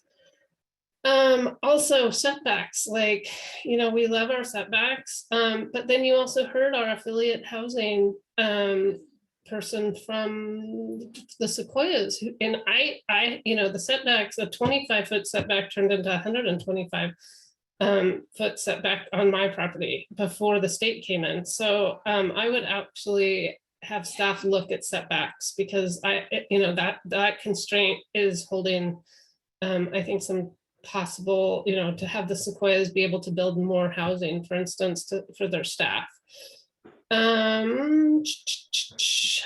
I agree with Nicholas about mixed use. We need businesses so that we all don't have to drive as much, but we need the housing. So I would absolutely support considering mixed use zoning. And also, the folks who want to buy their way out, I just needed a comment on that. I really, really appreciate people in this discussion, but like I read today that the city of Los Angeles, they're expected to build 250,000 units.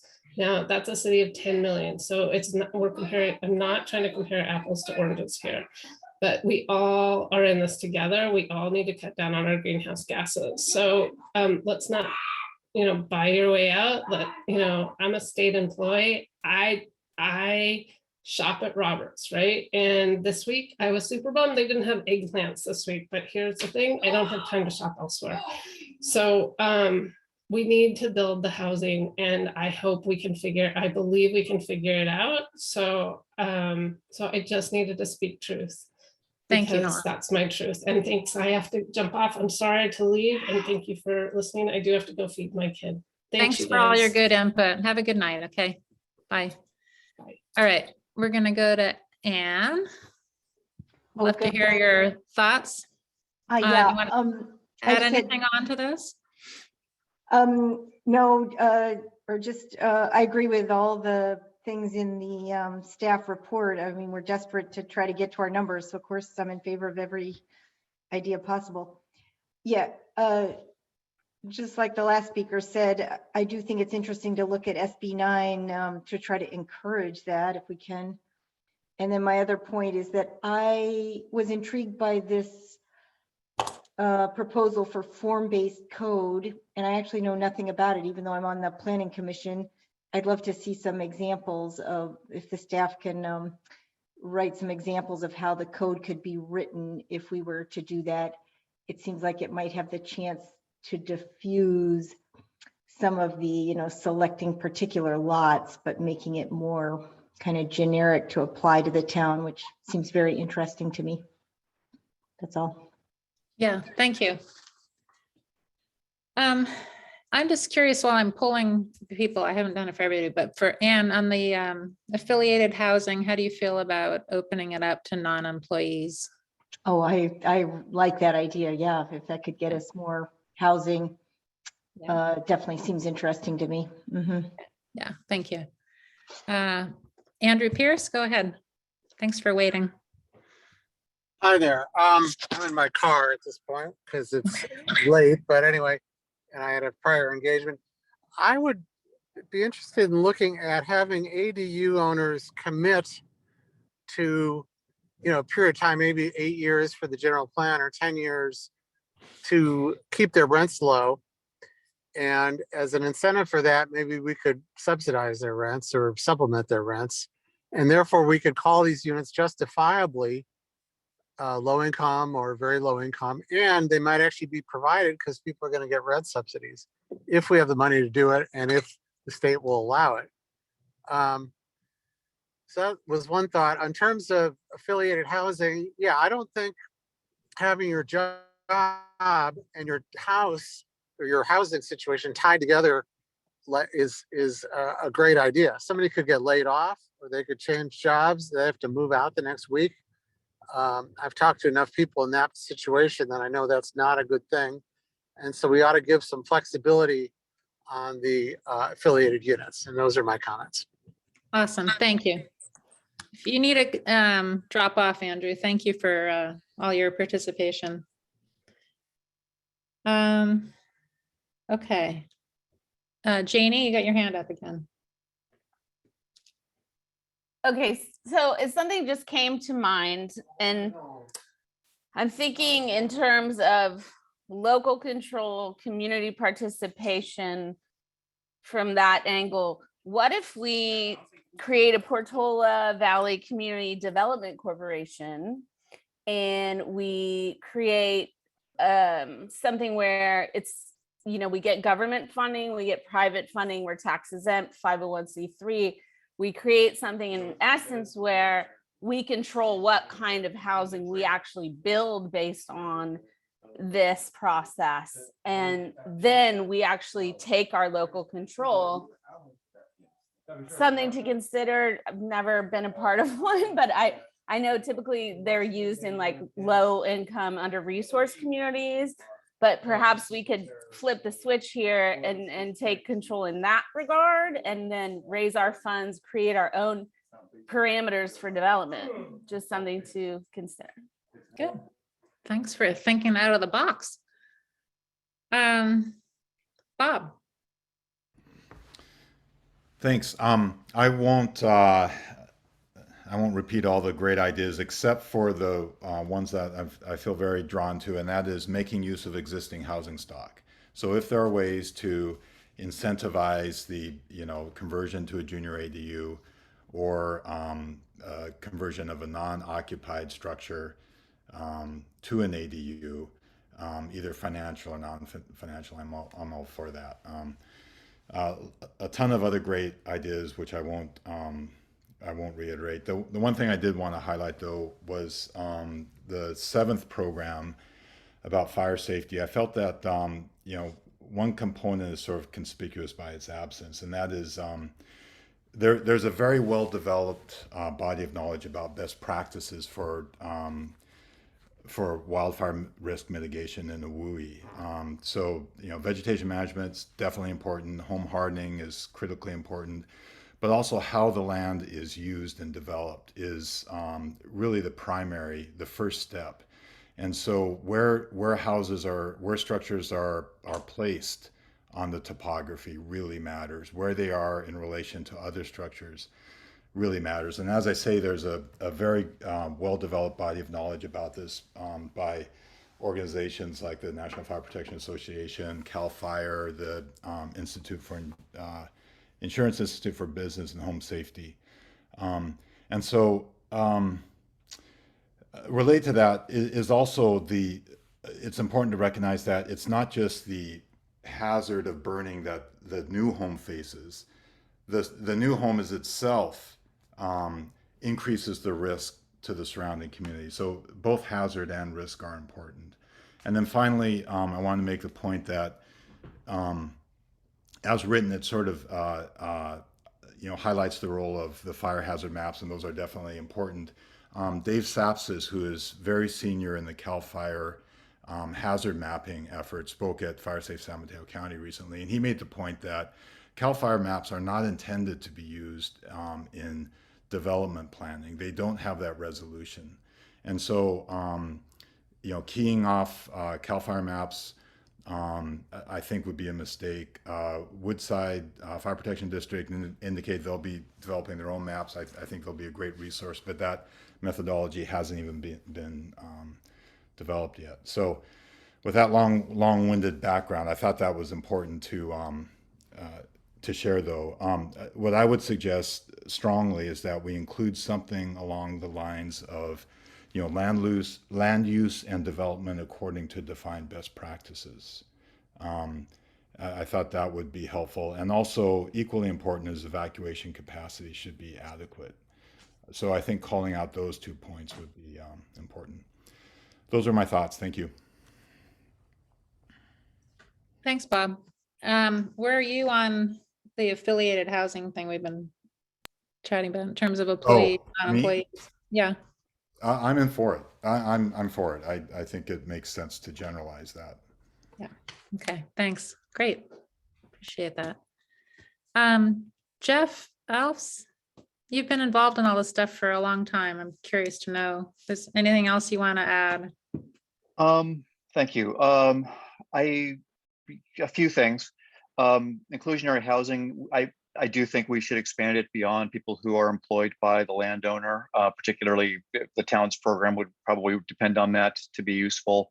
The religious institutions, if they were to build housing, would almost certainly want to offer housing for people that are not employed by them. So I think definitely think about expanding that beyond employees of those of the affiliates. I think we should definitely be considering the impact fee. I think we have to think about other sources of revenue if we're going to have a lot more housing coming in. I'm all for, anything that will encourage more ADUs or junior ADUs. If we're going to give public funds to them, I think that the new units have to be deed restricted, and that's probably going to hamper some of that development. But I don't think we should be giving out public funds for people to build ADUs that don't actually get rented or don't actually, in some way they have to actually provide housing.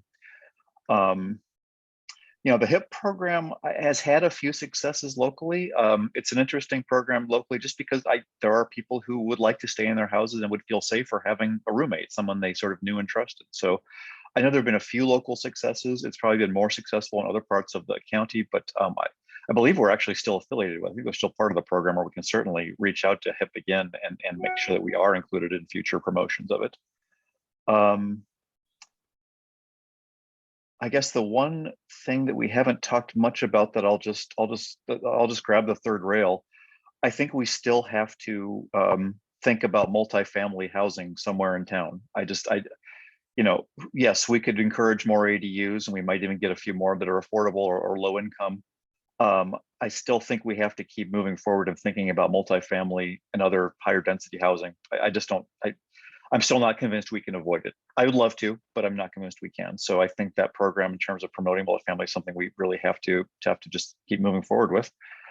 Creating the affordable housing program, it opens up a whole bunch of complicated questions. I'm not sure if, I think as much as we can rely on working with others to sort of collaborate on that, we should. It's an important set of things to do. It's a lot of work for us to undertake as a small community. And then I think, as we've said before, I mean, we can, the ADU applications should be over the counter for the most part, but we can't make the ground easier to work with. We can't cancel building inspections. We can't have, you can't not have electrical inspections or plumbing inspections on new housing. So there's something we can control. I think we've actually, both sort of by our own choice, but also by the state's rules, have relaxed everything we can. I just don't see what else. I'm happy to look, but I don't see what else we can squeeze out of that in terms of just things you have to do to get an ADU approved. That's my understanding at this point. Other than that, I think several people made comments that I agree with, and I'll leave it at that. Okay, good. Thank you, Jeff. Bill Kelly, do you have anything you want to add? Just a couple of points. One, I largely agree with everything Jeff just said. I think we're going to have to confront the reality that multifamily housing is going to be in this town. That's the only way we're going to get to a program that HTC is going to support. And, we've got a limited choice of places to do that, and we're going to have some methodology for getting to that. And I know that was not on the agenda for tonight, but tonight indicated to me, which I thought coming in, which is any solution here is going to be, there isn't a magic bullet. There isn't some single thing that is going to get us out of this box. Yes, we can increase ADUs, maybe 20-30% if we have a creative program, but that's not going to get us there. And certainly on the affordability scale, we're going to need to have multifamily housing.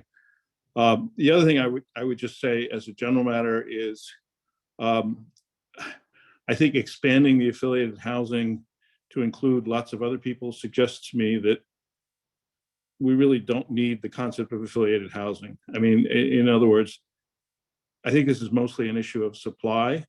And I think the idea of limiting it to people who work in this town, has a certain superficial appeal, but it has a certain sense to me of we'd like our servants to live near us, but this isn't Downton Abbey, that's not the way we live. People have choices about where they're going to live. And there's a certain paternalism to that I find unattractive, let's just say. The last point I would say is that there will be a tendency in this kind of exercise to say, there's a group of people called the developers, and we're going to transfer costs to them. But we should understand that that's not free. And that every cost you transfer to a developer is one that makes it less likely that something is going to get built. So we just need to keep that in mind. That's all I got.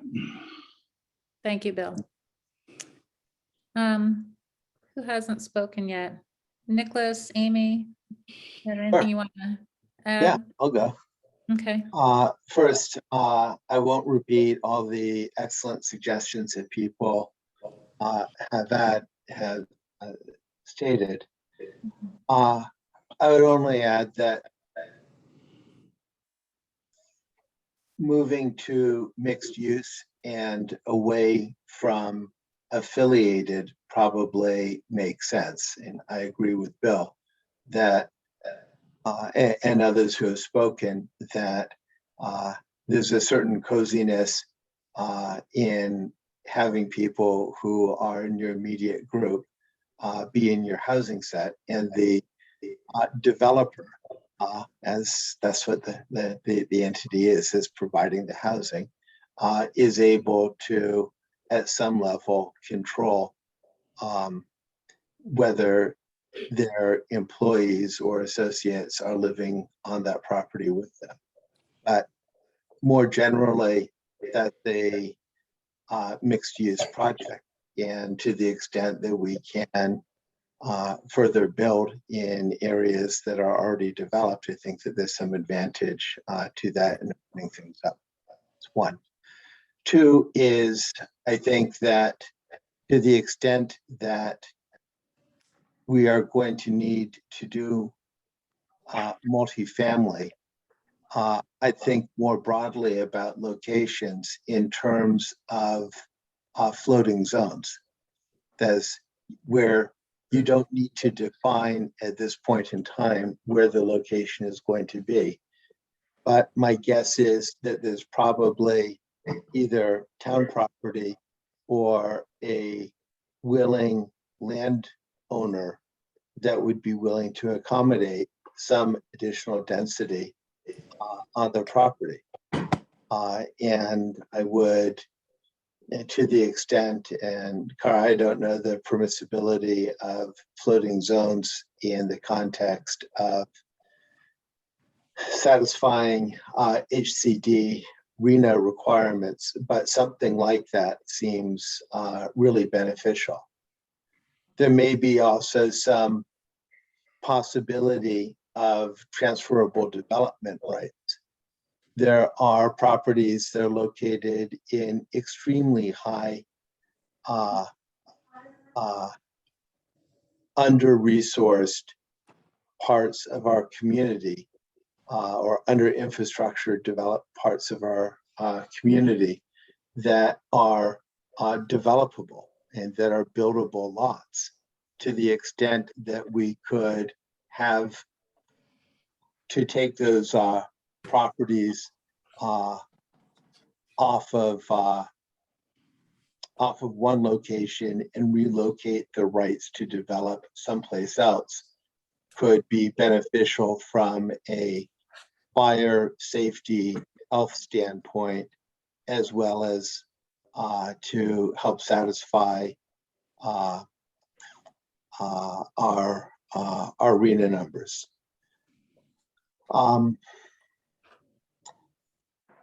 In terms of safety and protection more generally, I would think about that in the context of these policies and objectives as well. For example, if there are areas that have roads that are substandard, or if our primary roads present fire risks, from a health, safety, housing preservation perspective, I would suggest that that we look at funding those infrastructure upgrades for the protection of housing.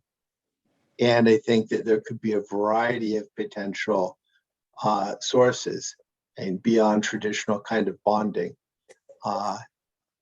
efforts that could be employed. And the question is whether those can be included in impact fees in existing housing impact fees. But to the extent that we can make our town a safer place to be, then a lot of the conversation that we're having about ingress, egress, protection would be off the table is too strong a word, but would be blunted significantly. And we may find ourselves in a position where we've de-bottlenecked some of the risk and created a place where we're all safer, and also create an opportunity for having increased housing density. That's what I've got. Thank you. And I'll leave it to Kara or somebody else to take that soliloquy and put it into policy language.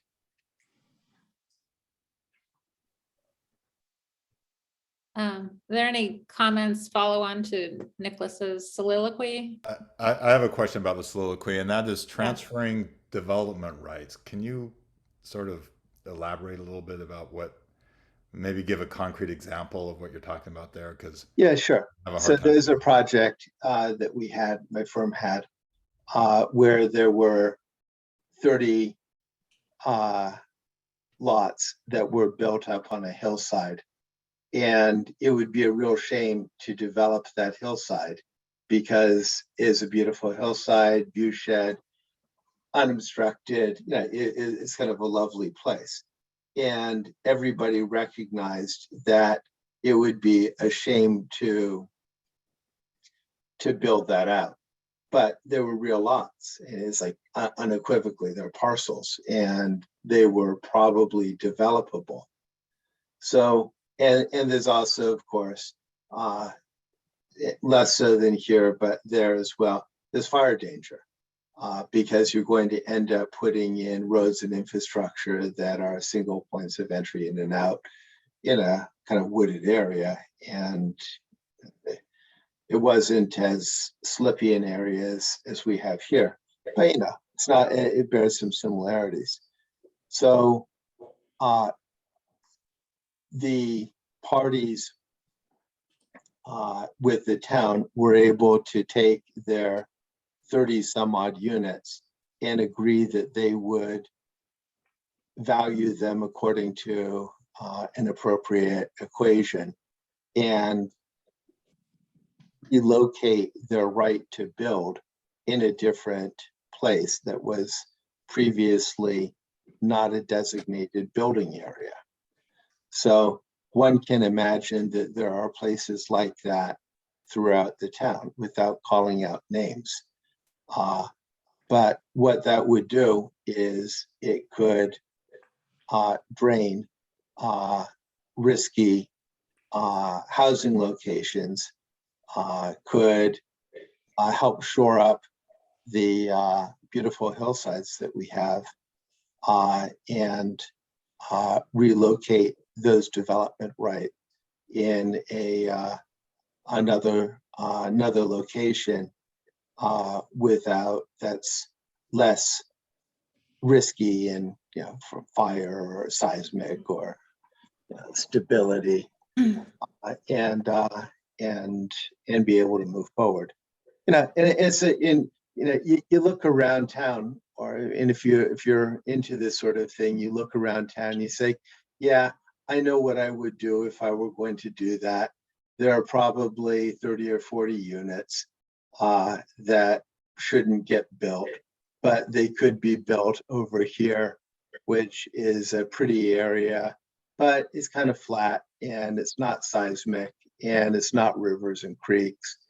And it's not so wooded, and you just relocate it. But somebody would actually have to do it and think about it, and it would involve pretty significant town coordination in order to do it. I mean, the upshot of it also could be, and depending how it's structured, that you may end up with an additional trail network, or the town may end up with some additional land, or Post may end up with some additional land. So there could be some benefits there as well. But anyway, that's the general idea, and it's done.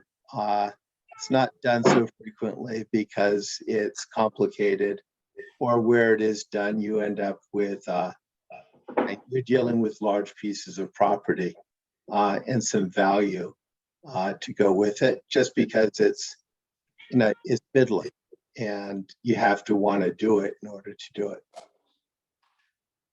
But anyway, that's Bob. So Bob, if you want to know, so what I do when I look at a hillside, that's what I do.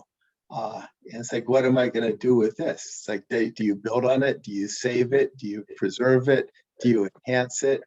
It's like, or maybe this actually is development, not here, but gets pulled down and moved someplace else. Bill probably does the same thing. Thank you. Thanks very much. Amy, I think maybe you're the last one. Anything else? Sorry, Did you go? Yeah, I did kind of Okay. weigh in, but I right. don't I'm think I sorry. mentioned that I'm also in favor of the of removing the restriction on affiliated housing. Although I think the point was made that it sort of isn't affiliated housing anymore if we're going to not require a connection to the employer. So yeah, be that as it may. It may but be these employers are the developers, I guess. Yeah. No, that's the point. Okay, good. I think we're done here, Laura. I mean, the last thing I want to say, I agree with Al. Like, you all did such a terrific job with coming up with proposals and ideas, and it sounds like there's broad support for them on the new. And you had mentioned, Adrian, in your piece about staff time, and to me, my question is just in general, as you're thinking about this going forward, like, where do you get the biggest bang for your buck, and where do you invest? What are the highest return things that you can do to move the needle and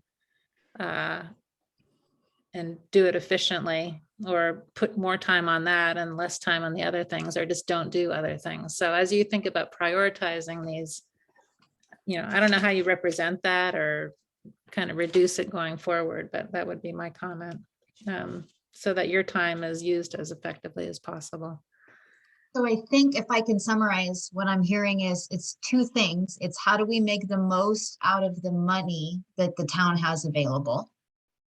So that's part of it, to actually produce affordable units. Yeah. And then it's also about what are the other resources that the town has, staff resources, consultant resources, et cetera, and also trying to prioritize those to actually produce units.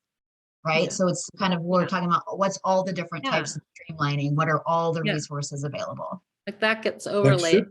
It provides your direction. Yeah. Go ahead, Bill. Did you want to say something, Bill? Oh, no, I'm sorry. That was my mistake. No worries. Yeah, I think that sounds right, Laura. Okay, so let us think about that, because we wanted to give it some sort of framework. So this was just a starting point for discussion. But that could help us to flesh out some of these things and create the kind of objectives and the measurement tools that we're going to need for HCD. So I think it's a really good way to think about it, and it will be really helpful for the public to understand the discussions you've had here, and for Planning Commission and Council to ultimately make recommendation and decision when they get some of that background. So it's really helpful framework. Yeah, well, you and your team have done a terrific job with us, moving it forward. Thank you. All right, so approval of minutes. So this is, this is an apology. We have the normal COUN transcriptionist that does the minutes for Council and Planning Commission and AOCC, and they were not available to do this committee, so we had someone else doing it, and then they changed their staff member. So we just don't have the minutes. So we're working very hard to line up a different resource or a different person to do that for us. So I was surprised. This has never happened to me before, that someone actually flaked out on us. So we're going to try to get it solved. And what we're going to do, if it's okay with the committee, we don't normally post draft minutes unless there's a rare circumstance. But I think in this case, once we get the minutes done, we'll go ahead and post them very clearly as draft so the public can be reading them. And then we'll have to bring 3 sets of minutes back to you at a future meeting for approval. Okay. Do you do one motion for all 3? I'm just curious. We'll do 3 separate motions. Oh boy, that's going to be a big night. All right, I hope we'll get you through it. As excited as I am about that. All right, I think we're done. I just thank you all for your incredible effort, your participation, your genius. It's really nice working with you all on this work, and just really appreciate it. We're making progress. I just also want to say thank you, Jocelyn. We have had 3 big meetings in less than 3 weeks right now, and I think you've done a masterful job at managing all of us through this process, and I really appreciate it. You've done a great job at including the community. You've been patient, and you've been a great leader. So I just wanted to say thank you. Thank you. Absolutely. Yep. Yeah, That's very nice of you. Agreed. Yeah. Yes. Thanks all. All right, team. I think we're done. So meeting adjourned. Go have dinner and a few drinks. Good night, everybody. Good night. Thanks, everyone.